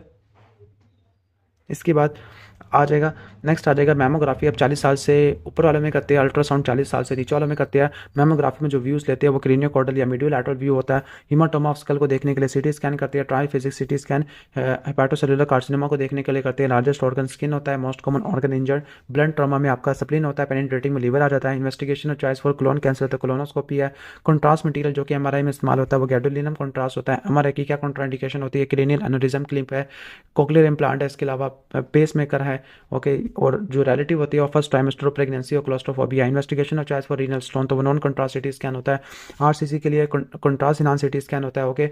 और हेड इंजरी में कब CT स्कैन करेंगे, जब GCS क्या होगा, ओके, 13 से कम होगा, 15 से लेस देन होगा, more than 2 hours. Investigation of choice for aortic dissection, aortic dissection के लिए CT एंजियोग्राफी है। वैसे बुक में लिखा है कि CT कराएंगे जब पेशेंट अनस्टेबल होगा, अनस्टेबल है तो इकोकार्डियोग्राफी करा लेंगे। एयोर्टिक एनेरिज्म के लिए अल्ट्रासाउंड या CT स्कैन कर सकते हैं। अनस्टेबल ब्रेन ट्रॉमा है पेशेंट का तो आप फास्ट स्कैन करते होते हैं। स्टेबल पेशेंट है तो आपने कॉन्ट्रास्ट इनहांस CT स्कैन करना होता है। After injury of abdomen, patient haemodynamically stable है, then do laparotomy, if not then CT scan, okay. अच्छा, investigation of choice for liver और रीनल का ट्रॉमा, तो कॉन्ट्रास्ट इनहांस CT स्कैन होता है। सिस्टिक लीजन के लिए जो इन्वेस्टिगेशन ऑफ चॉइस होती है वो आपकी FNAC होती है, ओके। इसके बाद है कि 4 एरियाज जहाँ पे फास्ट काम करता होता है, तो पेरीहेपेटिक, पेरीसेप्टेनिक, पेल्विक और पेरिकार्डियल कैविटी पे काम करता होता है। वस्कुलैरिटी ऑफ रीनल मास को देखने के लिए डॉपलर अल्ट्रासाउंड कराते होते हैं। Blood at the tip of पीनस है, तो आपने एक्सरे कराना होता है पहले कंफर्म करने के लिए, फिर आपने सुपराप्यूबिक सिस्टोस्टोमी करनी होती है। इन्वेस्टिगेशन और choice for staging the rectal cancer, तो एंडोस्कोपिक अल्ट्रासाउंड होता है। एक सीटी स्कैन 400 एक्सरे के बराबर होता है। Ultra short acting anaesthetic agent is thiopental 5 mg per kg per body weight होता है। इंट्यूबेशन के लिए सक्सामेथोनियम होता है, एक्सरे के 2 mg या 1.5 रट्टा मार लेना। साइड इफेक्ट ऑफ सक्सामेथोनियम तो मैलिग्नेंट हाइपरथर्मिया, हाइपरक्लीमिया, क्रश सिंड्रोम हो सकता है। हाइपरक्लीमिया बर्न्स वाले में नहीं देना होता। ओके, मेंटेनेंस कैसे अचीव करोगे? Long acting atracurium plus nitrous oxide इस्तेमाल करोगे। ओके, स्ट्रॉन्ग एनाल्जेसिक लेकिन पूरा एनेस्थेटिक तो नाइट्रिक ऑक्साइड है। रिवर्सल ऑफ मसल रिलैक्सेशन कैसे करोगे? रिवर्सल नियोस्टिक्विन से और एट्रोपिन से करते हो। पोस्ट ऑपरेटिव एनाल्जेसिया तो एपिड्यूरल एनेस्थीसिया होता है। रीजनल एनेस्थीसिया के लिए पैरालोकिन इस्तेमाल करते होते हैं। बेयर्स ब्लॉक के लिए इसकी वजह से मेथिमोग्लोबिन हो सकता है। बुप्रीवकेन नहीं करते होते। ओके, टीवा के लिए आप टोटल इंट्रावेनस एनेस्थीसिया के लिए आप प्रोपोफोल और फेंटेनल देते होते हैं। Principal side effect of epidural और स्पाइनल एनाल्जेसिया तो हेडेक हो सकता है। Maximum dose of lignocaine 5 ml हो सकती है। 50 ml है, यस बिल्कुल ठीक है, 1% लिग्नोकेन की। Okay, epinephrine not use with xylocaine to prevent the ischaemic gangrene है। ओके, एपिड्यूरल या स्पाइनल के लिए आप बुप्रीवकेन इस्तेमाल करते होते हैं। इंडक्शन के लिए प्रोपोफोल और इनहेलेशन के अंदर सीवोफ्लोरिन आती है। Maintenance of analgesia in anaesthetic तो नाइट्रस ऑक्साइड होती है। मेंटेनेंस ऑफ स्लीप ओके तो हैलोथिन आ जाती है। मेंटेनेंस ऑफ मसल रिलैक्सेशन एट्रोक्यूरियम है। हैलोथिन की वजह से हेपाटोटॉक्सिसिटी देखने को मिलती होती है। लोकल एनेस्थीसिया सबसे ज़्यादा इस्तेमाल होता है वो लिग्नोकेन होता है। ओके, प्रालोकेन मेथिमोग्लोबिन में करवा सकता है। Contraindication of local anaesthesia infection या ब्लीडिंग डिसऑर्डर होती है। Most common immediate complication of spinal anaesthesia तो हाइपोटेंशन होती है। पोस्ट ऑपरेटिव पेन के लिए फेंटेनल होते हैं। एपिड्यूरल एनाल्जेसिया के थ्रू देते हैं। हर्निया सर्जरी के लिए स्पाइनल एनेस्थीसिया देते होते हैं। Okay, which anaesthetic is use for acute cholecystitis तो जीए देंगे। अपेंडेक्टमी के लिए भी जीए देंगे। लाइपोमा के लिए लोकल एनेस्थेटिक दे देंगे। स्पाइनल एनेस्थीसिया L1 L2 के लेवल पे देते हैं। वैसे बुक में L3 L4 लिखा हुआ है। ओके, फिर भी मैं कंफर्म कर लूँ। ओके, कहीं MCQ में मसला ना हो जाए। हाँ, लिखा हुआ बिलो L1 L2 के लेवल पे देते हैं। ओके, ठीक हो गया। इसके बाद नेक्स्ट है कि एब्जॉर्बेबल स्विचर कौन सा है? कैडगट और विक्राल नॉन एब्जॉर्बेबल प्रोलीन और सिल्क होता है। ओके, जो होता है हमारा प्रोलीन होता है ये हर्निया के लिए रिपेयर के लिए, अपेंडिक्स के रिपेयर के लिए, एब्डोमिनल वाल को रिपेयर करने के लिए होता है। ओके, ये मल्टी फिलामेंट होता है। सिल्क क्या होता है? मोनोफिलामेंट होता है। ओके, लाइगेशन ऑफ गट की लाइगेशन के लिए विक्राल स्विचर इस्तेमाल करते हैं। मॉर्फिन एक एनाल्जेसिक के तौर पर इस्तेमाल होता है। बुप्रीवकेन लॉन्ग एक्टिंग होता है which drug given after before ETT। Okay, ठीक है। सक्सामेथोनियम वाले ड्रग देते थे। Management of chronic limb pain के लिए नर्व कंप्रेशन करनी होती है। ओके, इसके बाद नेक्स्ट है कि बर्न और ग्राफ्टिंग है कि अगर कोई बर्न पैपिलरी लेयर को इन्वॉल्व करा तो वो सुपरफिशियल पार्शियल थिकनेस बर्न होता है, 2 हफ्ते में ठीक हो जाता है। रेटिकुलर लेयर को इन्वॉल्व करा तो वो डीप पार्शियल होता है, 3 हफ्तों में ठीक होता है। और कंप्लीट डर्मिस और एपिडर्मिस तो फुल थिकनेस होता है। बर्न इज पेनलेस तो 3rd डिग्री होता है। ओके, हार्ड लेदरी होता है। ओके, जो पार्शियल थिकनेस बर्न होते हैं हील विदाउट सर्जरी। ओके, लेकिन फुल थिकनेस होता है उसके लिए आपको सर्जरी करनी पड़ती है, ग्राफ्ट या फ्लैप। ओके, इसके बाद देखिए जो इनहेलेशनल इंजरी होती है वो एडीमा ऑफ वोकल कॉर्ड करा देती है। ओके, अगर किसी पेशेंट को स्टार्टर या हॉर्सनेस हो तो आपने एयरवे मेंटेन करना है। क्रिकोथायरॉइडोटमी से एंडोट्रैकियल ट्यूब से रूल ऑफ 9 अप्लाई करना है, वेलस रूल ऑफ 9 में। ओके, बर्न्स अडल्ट में 15% और बच्चों में 10% हो तो आईवी फ्लूइड्स देने होते हैं। Fluid of choice in burn is Ringer lactate है। ओके, वॉमिटिंग अच्छा रट्टा मार लेना डायरिया के लिए और इसके अलावा इंटेस्टाइनल ऑब्स्ट्रक्शन के लिए रिंगल एक्टेड है। बाकी सबके लिए नॉर्मल सलाइन होता है। पार्कलन फार्मूला में 4 से मल्टीप्लाई करना होता है। ओके, मेंटेनेंस फ्लूइड 100 होता है। Okay, 100 ml for first 10 kg, 50 ml for next 10 kg और 20 ml फॉर अबव 20 kg है। Painless burn 3rd degree burn होता है। Seen over scar to relieve tension उसको स्कोरॉटमी कहते हैं। सर्कमफरेंशियल बर्न में करते होते हैं। Type of ulcer and burn तो कर्लिंग अल्सर होता है। कर्लिंग अल्सर फंडस में देखने को मिलता होता है। ओके, एनजी कब पास करेगी जब 20% से ज़्यादा सर्फेस एरिया होगा। अल्कली स्किन को डिसॉल्व कर देती है। हाइड्रोफ्लोरिक एसिड क्या करता है? हाइपोकैल्सीमिया करा देता है। कैल्शियम ग्लूकोनेट देना होता है। रीनल डिसफंक्शन क्यों होगा? हाई टेंशन इलेक्ट्रिक इंजरी में मायोग्लोबिन यूरिया की वजह से होगा। ग्राफ्ट ब्लड लेती है रेसिपिएंट से लेकिन फ्लैप की अपनी ब्लड सप्लाई होती है। ग्राफ्ट जो फेस पे अप्लाई करते हैं वो फुल थिकनेस या वोल्फी ग्राफ्ट होता है। डोनर साइड और फुल थिकनेस ग्राफ्ट ये पोस्ट ओरिकुलर से रट्टा मार लेना। फैप से पोस्ट 4 आर्म है, आर्म ऑफ पोस्ट ओरिकुलर है। Donor side of split thickness graft था, एब्डोमेन होता है। Risk factor of graft rejection. Okay, तो डायबिटीज, इम्यूनो कॉम्प्रोमाइज या स्मोकिंग की वजह से देखने को मिल सकता है। स्ट्रेप्टोकोकस की वजह से होता है। सर्वाइवल ऑफ ग्राफ्ट 3 मैकेनिज्म की वजह से था। Okay, imbibition, inosculation, revascularisation. Revascularisation important होता है। मसल जिसमें से फ्लैप लेयर आता है वो लैटिसमस डॉर्साई है। मोर देन सिंगल टिश्यू तो उसको बोलते हैं composite graft. Nasal ala graft होता है। Nerve for grafting for suture sural nerve होती है। Tendon for grafting palmaris longus होती है। ग्राफ्ट क्लोज ग्रुप पे बीटा हेमोलिटिक स्ट्रेप्टोकोकाई कराता होता है। Graft at one part of the body to another part. Autograft है, सेम स्पीशीज में एलोग्राफ्ट है। डिफरेंट स्पीशीज में जीनोग्राफ्ट होता है। Inhaled steam loss of respiratory epithelium करा लेती है। इनहेल्ड पॉइजन कार्बन मोनोऑक्साइड होता है। सेपरेट थिकनेस ग्राफ्ट 40% तक कॉन्ट्रैक्ट करता होता है। Survival of graft up to the 48%, 48 hours तक प्लाज्मा बाइबिशन की वजह से होता है। रिवास्कुलराइजेशन 5 डेज में आपको हो जाती है। जी प्लास्टिक स्ट्रेंथ को गेन करने के लिए इस्तेमाल होती है। फ्री फ्लैप के लिए आपको माइक्रो सर्जरी की जरूरत पड़ती है। इसके बात है vomiting causes the metabolic alkalosis है, डायरिया की वजह से मेटाबॉलिक एसिडोसिस और हाइपोक्लीमिया हो जाएगा। हाइपोक्लीमिया में यू वेव होती है और हाइपोक्लीमिया में टी वेव आ जाती है। प्लाज्मा एक्सपेंडर या कोलाइड्स के बारे में, कोलाइड्स में ब्लड एल्ब्यूमिन हीमासिल है, जेलेटिन आ जाती है। Okay, choice for cerebral oedema तो 3% हाइपोटोनिक सलाइन आपने इस्तेमाल करना होता है। सोडियम को प्रॉपर्ली मेंटेन करना to prevent the osmotic demyelination syndrome, hyponatraemia को ऐसा ठीक करना होता है। Okay, most common tumour in fair skin तो बेसल सेल कार्सिनोमा होता है, इन्वर्टेड या रोल्ड मार्जिन देखने को मिलती है, जबकि इन्वर्टेड एल्सरेटिव मार्जिन आपको स्क्वेमस सेल कार्सिनोमा में देखने को मिलती है। Investigation of choice wedge biopsy from that जो द अल्सर होता है। Procedure for basal cell carcinoma squamous cell carcinoma तो मोस्ट सर्जरी करते हैं। Basal cell carcinoma squamous cell carcinoma radio sensitive होते हैं। अल्सर होता है basal cell carcinoma rodent ulcer होता है, squamous cell carcinoma Marjolin ulcer होता है। बर्न वाले पेशेंट में कर्लिंग अल्सर होता है, प्रेशर अल्सर है, प्रेशर और डिक्यूबिटस अल्सर होता है। शेल्विंग मार्जिन आपको हीलिंग अल्सर में देखने को मिलती है। अंडरमाइन एल्जीज टीबी में देखने को मिलती है। Punch out margin trophic ulcer में देखने को मिलती है। Muscle damage in fascial compartment तो एक्यूट रीनल फेलियर करा देगा। Okay, time to regain strength in healing ulcer तो 2 साल लगते होते हैं। Most common site of hypertrophy scar चलो पेरिस्टर्नल एरिया रट्टा मार लेते हैं। मैक्सिमम कोलेजन इन वुंड तो 7 to 21 डेज में देखने को मिलता है। Site of Venus ulcer ankle में देखने को मिलता है, गेटर एरिया में देखने को मिलती है, रिकरेंस क्लाइड में देखने को मिलती है। Multi organ dysfunction syndrome E coli की वजह से होता है, बैक्टीरिया यूरिनरी ट्रैक में नहीं होते। Bowen disease squamous cell carcinoma करवा देता है। ओके, तो मेलानोमा में आपको ABCDE देखने को मिलता है। Clark level of Breslow thickness melanoma में इस्तेमाल होती है। एग्रेसिव मेलानोमा नोडुलर वाला होता है, मोस्ट कॉमन सुपरफिशियल देखने को मिलता है। ओके, सही है। वर्स्ट प्रोग्नोसिस ए मेलानोटिक लिखा हुआ है। ओके, जो इनओवुलेटिंग हेमेंजियोमा होते हैं उनके लिए ट्रीटमेंट नहीं चाहिए होता है। ओके, सही हो गया। इनओवुलेटिंग के लिए ट्रीटमेंट की जरूरत नहीं पड़ती। इसमें स्ट्रॉबेरी हेमेंजियोमा और साल्मन पैच आ जाएगा, साल्मन पैच दोनों ऐसा आ जाएंगे। नॉन इनवुलेटिंग में क्या आती है, कैमरस हेमेंजियोमा, पोर्ट वाइन स्टेन आ जाती है। क्लियर। राउंड स्फेरिकल स्वेलिंग होती है रिस्ट से पीछे तो वो गैंग्लियन होती है, उसको ठीक करेगी निडल एस्पायरेशन से या इंट्राल्यूजनल स्टीरॉइड से। ओके, जबकि irregular swelling behind the wrist तो वो डर्माइड सिस्ट होती है। Most common skin tumour AIDS वाले में जो देखने को मिलता है।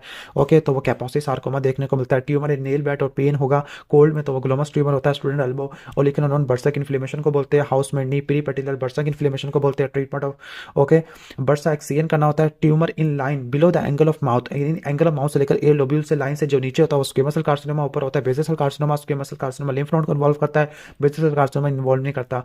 मोस्ट कॉमन कैंसर जिसकी स्क्रीनिंग करते हैं वो सर्वाइकल कैंसर, ब्रेस्ट कैंसर होता है। सर्वाइकल कैंसर की कैसे करोगे, पैप स्मीयर से करते हैं। ओके, ठीक हो गया। ओके, ठीक है। और जो सर्वाइकल स्क्रीनिंग हम हमेशा हर 3 साल बाद करते होते हैं। क्राइटेरिया ऑफ स्क्रीनिंग के डिजीज कॉमन होना चाहिए, डिजीज टेस्ट को सेंसिटिव होना चाहिए, ग्रेडिंग डिफरेंशिएशन के बारे में होती है। अल्फा फिटोप्रोटीन हेपाटोसेलुलर कार्सिनोमा में होता है, कार्सिनोम ब्रियोनिक एंटीजन कोलोरेक्टल कैंसर में देखने को मिलता है, PSA BPH में और कैंसर में देखने को मिलता है। प्रोस्टेट के कैंसर में CD20 B सेल नियोप्लाज्म में होता है, CA125 ओवेरियन कैंसर में होता है, CA19 पेनक्रियाटिक और गॉल ब्लैडर के कैंसर में होता है। ER/PR पॉजिटिव कैंसर में आप एरोमेटेस इनहिबिटर और टोमैक्सोफिन देते होते हैं, जबकि हर्सेप्टिन 2 वाले में ट्रस्टोजोमाब देते होते हैं। ओके, ठीक है। डिफरेंशिएट करना बिनाइन और मैलिग्नेंट ट्यूमर को तो FNAC कराते होते हैं। डायग्नोस्टिक और थेरापेटिक ERCP और एक्सीजनल बायोप्सी होती है। LDS सेमिनोमा में बढ़ता है, कैल्सिटोनिन मेडुलरी थायराइड कैंसर में बढ़ता है, बीटा सीजी कोरियोकार्सिनोमा में बढ़ता होता है। रेडिएशन और कीमोथेरेपी अगर ट्रीटमेंट से पहले दे रहे तो न्यू एडजुवेंट, बाद में दे रही है तो एडजुवेंट कीमोथेरेपी आ जाएगा। ओके, कौन सी कीमोथेरेपी ड्रग हेमरेजिक स्टेटस करवाती है तो वो साइक्लोफॉस्फामाइड टॉक्सिसिटी और मिथोट्रेक्सेट नेफ्रोटॉक्सिसिटी या मिथोट्रेक्सेट डाइहाइड्रोफोलेट रिडक्टेज को इनहिबिट कर देती है। Action of five fluorouracil to inhibit the thymidylate synthase है। Toxicity of vincristine peripheral neuropathy या माइक्रोट्यूब्यूल की असेंबली को इनहिबिट कर देती है। सिस्प्लाटिन हेयरिंग लॉस करा देती है। टॉक्सोरोबाइसिन कार्डियोटॉक्सिसिटी कराती है। बिलियोमाइसिन पल्मोनरी फाइब्रोसिस करा देती है। जो M फेस होता है सेल का वो रेडियो सेंसिटिव होता है, S फेस रेडियो रेजिस्टेंट होता है। ओके, रेडियो सेंसिटिव सेल होते हैं वो हेमाटोलॉजिकल सेल्स है, स्टेम सेल्स होती है, इसके अलावा सेक्सुअल गुनेड सेल्स होती है। रेडियो सेंसिटिव जो ट्यूमर होते हैं वो seminoma, lymphoma, Ewing's, squamous cell carcinoma, choriocarcinoma होता है। रेडिएशन की वजह से जो कैंसर होता है वो पेपिलरी ल्यूकेमिया होता है। ड्रग फॉर प्रोस्टेट कैंसर तो वो फ्लूटामाइड होती है। टोमैक्सोफिन ER रिसेप्टर को ब्लॉक करता है। रेडियो कीमो रेजिस्टेंट होता है वो RCC होता है। इसके अलावा मैलिग्नेंट मेलानोमा भी होता है। इंटरल्यूकिन 2 T लिम्फोसाइट को एक्टिवेट कर देता है। एंडोस्कोप की स्टेरिलाइजेशन 2% ग्लूटेन LDH से होती है। सेकंड डोज ऑफ एंटीबायोटिक 4 घंटों के बाद वाले ऑपरेशन में देगी। Common cancer in bird patient तो स्क्वेमस सेल कार्सिनोमा होता है, मार्जुलिन अल्सर कहते हैं। मेलानोमा वाले में किसका बेस्ट प्रोग्नोसिस होता है, वो लेंटिगो होता है। ओके, इसके बाद आगे चलते हैं।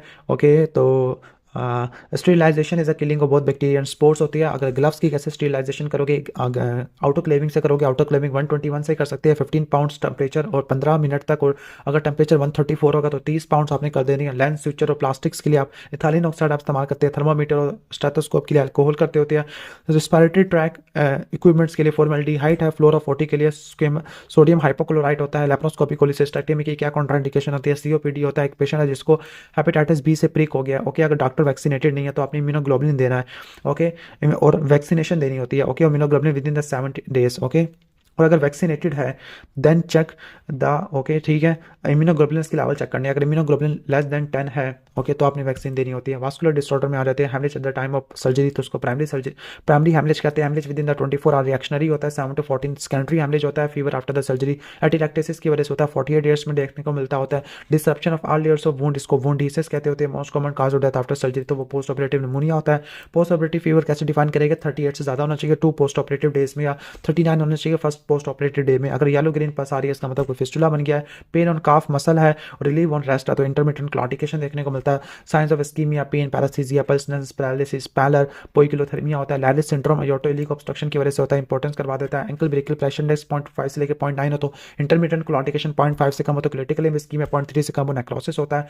कॉज ऑफ एम्बोलिज्म एथेरोस्क्लेरोसिस होता है। Most common vein of DVT popliteal होती है, पॉपुलेटल में एनोरिज्म बनता होता है। Most common vein of pulmonary embolism तो वो फेमरल वेन होती है। वेन यूज फॉर ग्राफ्ट तो वो लॉन्ग सैफनस वेन इस्तेमाल होती है। Okay, swelling and pain on in the calf muscle तो कंपार्टमेंट सिंड्रोम होता है। फिजियोटमी करनी होती है। Pain in abdomen after the intake of male खाने के बाद, यानी मील खाने के बाद। और इस्कीमिक हार्ट डिजीज की हिस्ट्री है तो एक्यूट मेसेंटेरिक इस्कीमिया होता है। डीवीटी के लिए डुप्लेक्स अल्ट्रासाउंड होता है। एम्बोलिज्म के लिए 50 ml एयर चाहिए होती है। ड्रग और चॉइस फॉर रेनॉट फिनोमिना तो उसके कैल्शियम चैनल ब्लॉकर चाहिए होती है। कोल्ड में आपको ब्लूइश डिस्कलरेशन देखने को मिलती है। बल्जर डिजीज में सिलेस्ट्रोजोल और स्मोकिंग सेजेशन देखने को मिलती है। थोरेसिक और डायसेक्शन का काज होता है। हाइपरटेंशन और एब्डोमिनल एयोर्टिक एनेरिज्म का काज होता है। एथेरोस्क्लेरोसिस, वाइडनिंग ऑफ मीडियस्टिनम और पेन बैक की तरफ रेडिएट करा तो एयोर्टिक डायसेक्शन होती है। एनेरिज्म के लिए इन्वेस्टिगेशन चॉइस अल्ट्रासाउंड होती है। डायसेक्शन के लिए सीटी एंजियोग्राफी होती है। और एसिम्प्टोमेटिक में आपने कब रिपेयर करना, जब 5.5 से ज़्यादा हो मेल में और फीमेल में 5 सेंटीमीटर से ज़्यादा हो। Most common peripheral aneurysm popliteal vein में होता है। वेट गैंग्रीन का मोस्ट कॉमन काज डायबिटीज होता है। ड्राई गैंग्रीन का काज एथेरोस्क्लेरोसिस होता है। गैस गैंग्रीन में ब्लिस्टर बनते हैं और ब्लैक डिस्कलरेशन होती है लिम्स में, कोलोस्ट्रिडियम परफरेंजिस की वजह से होता है। ड्रग और चॉइस बेंजाइल पेनिसिलिन होती है। Okay clear. इसके बाद नेक्स्ट है कि इंटरमिटेंट क्लॉटिकेशन के लिए सिलेस्टोजोल इस्तेमाल करते हैं। पेरिफेरल वास्कुलर डिजीज के लिए लो मॉलिक्यूलर वेट हेपरिन है, खासतौर पर अगर प्रेगनेंसी में हो रहा है। टर्नडिलनबर्ग टेस्ट और टॉर्निक्वेट टेस्ट परफोरेटर्स के लिए होते हैं। वैसे परफोरेटर्स के लिए रट्टा मारना फिगान टेस्ट होता है और परथीस टेस्ट डीप वेन्स के लिए होता है। ओके, बाकी परफोरेटर्स के लिए टर्नडिलनबर्ग और टॉर्निक्वेट भी होता है। डुप्लेक्स अल्ट्रासाउंड वेरिकोस वेन के लिए होता है। Bluish swelling on femoral area with thrill है तो ये सैफनस वैरिक्स होता है। ओके, फ्लेगमेजियस सीरियोला डोलेंस ये होता है ब्लू लेग इन डीवीटी, और एल्बा डोलेंस ये व्हाइट लेग इन डीवीटी होता है। इन्वेस्टिगेशन चॉइस फॉर डीवीटी और पल्मोनरी एम्बोलिज्म तो डुप्लेक्स अल्ट्रासाउंड होता है। How is the prevention of recurrent pulmonary embolism तो आपने इंफीरियर वेना कैवा फिल्टर करना होता है।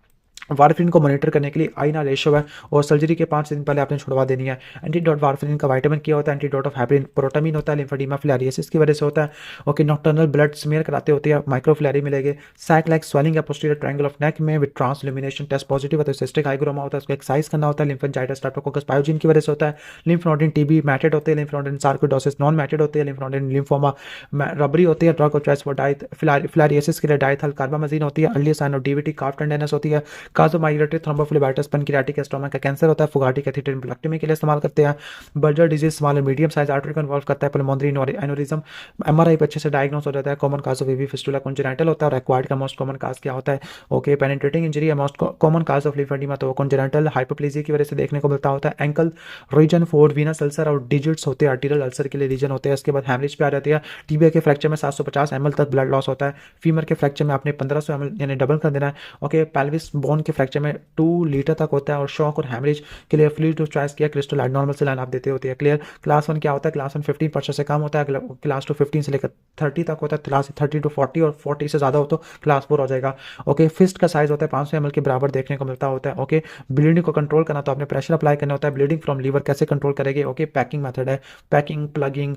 ओके, प्रिंगल से करते होते हैं। Most common organ damage in blood trauma तो लीवर है, लेकिन अगर लेफ्ट अपर क्वाड्रेंट है तो वैसे स्प्लीन होती है। ओके, ठीक है। ब्लीडिंग इन एब्डोमेन तो कैसे देखोगे, फास्ट कैन से करोगे। अनस्टेबल अगर स्टेबल है तो सीटी स्कैन कराओगे। इन्वेस्टिगेशन और चॉइस फॉर लीवर और रीनल ट्रॉमा तो सीटी स्कैन कराते हैं।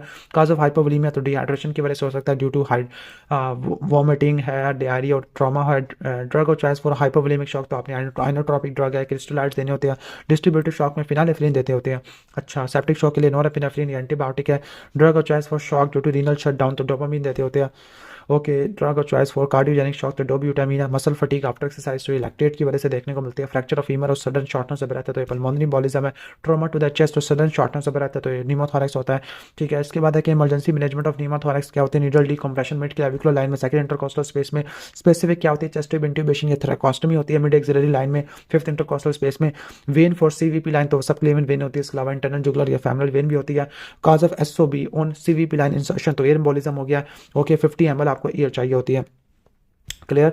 इसके बाद आरबीसी को स्टोर करते हैं +4 पे स्टोर करते हैं, ओके ठीक हो गया। प्लेटलेट्स को स्टोर करते हैं, ओके +22 तक करते हैं, ±2 कर लेना, ओके। और फ्रेश फ्रोजन प्लाज्मा को -40 से लेकर -50 पे करते हैं, ओके। क्रायो प्रेसिपिटेट को भी -40 तक करते हैं। प्लेटलेट 5 दिन तक फंक्शनल होते हैं, आरबीसी 41 डेज तक होते हैं, ओके 42 डेज भी कह सकते हैं। Haemorrhagic shock is the indication of blood transfusion होती है। Most common reaction occur after during the blood transfusion is, okay most common जो रिएक्शन होता है वो हिमोलिटिक रिएक्शन होता है। First sign of reaction is pain या फीवर होता है। स्टोरेज की कॉम्प्लिकेशन क्या होती है, स्टोरेज की वजह से, ओके यानी कहने का मतलब है कैल्शियम कम हो जाएगा सारा का सारा, क्योंकि सारा वो सिट्रेट से कंबाइन कर जाएगा। हाइपरक्लीमिया, हाइपर अमोनिया और इसके अलावा मेटाबॉलिक एसिडोसिस होता है। ड्रग और choice for anaphylactic shock epinephrine होता है। इन्वेस्टिगेशन और चॉइस फॉर डीआईसी तो डी डाइमर आ जाती है, okay. Blood is colloid solution, albumin को स्टोर करना होता है 40 डिग्री के टेम्परेचर के ऊपर। विटामिन के डिपेंडेंट फैक्टर 2 के साथ 9-10 होते हैं। हेमोलिटिक रिएक्शन को चेक करने के लिए डायरेक्ट कॉम टेस्ट करते होते हैं, ओके। विच किस साइन को चेक करना है, डाययूरेटिक देते वक्त तो पोटेशियम को चेक करना होता है। आर्टीरियल हेमरेज ब्लड रेड होता है, वेन्स वाला हेमरेज डार्क होता है। Main cause of reactionary haemorrhage slippage of ligature की वजह से होता है। Oliguria less than 30 ml per hour है, ओके ठीक है, या पूरे डे में लेस देन 500 ml, ओके ठीक हो गया। 1 घंटे में 30 ml है। वारफिन क्या करती है, विटामिन के डिपेंडेंट क्लॉटिंग फैक्टर को कम कर देती है। वारफिन को प्रेगनेंसी में नहीं देना, प्रेगनेंसी में लो मॉलिक्यूलर वेट हेपरिन देना होता है। मैक्सिमम माइन ईसीएफ तो सोडियम होता है। सेल के अंदर पोटेशियम देखने को मिलता है। स्ट्रेस हार्मोन कॉर्टिसोल होता है, इसके लेवल 3 दिन बाद नॉर्मल हो जाता है। गैस्ट्रिक आउटलेट ऑब्स्ट्रक्शन में फ्लूइड चेस्ट नॉर्मल सेलाइन होता है। Which element is most important in shock for monitoring, तो यूरिन आउटपुट होती है। मैक्सिमम इफेक्ट विटामिन के 3 डोज इसके बाद होता है। फ्रेश फ्रोजन प्लाज्मा 3 घंटे में इफेक्ट प्रोड्यूस कर देता है, क्लियर। पेरी ऑपरेटिव एमआई होती है, थर्ड डे पे देखने को मिलते होते हैं। ओसीपी को आपने 6 हफ्ते पहले छुड़वा देना होता है। स्मोकिंग को आपने 2 से लेकर 4 हफ्ते पहले छुड़वा देना होता है, ओके। स्ट्रेस अल्सर आपको शॉक में देखने को मिल सकते होते हैं। फीचर ऑफ शॉक है, शॉक में टकीकार्डिया होता है, हाइपोटेंशन होता है और कोल्ड पैराफ्रीज होती है। History of terminal ileum in surgery है, ओके। टर्मिनल आइलियम की सर्जरी है टाइफाइड वाले पेशेंट में, तो कौन सा शॉक होगा, सेप्टिक शॉक होगा।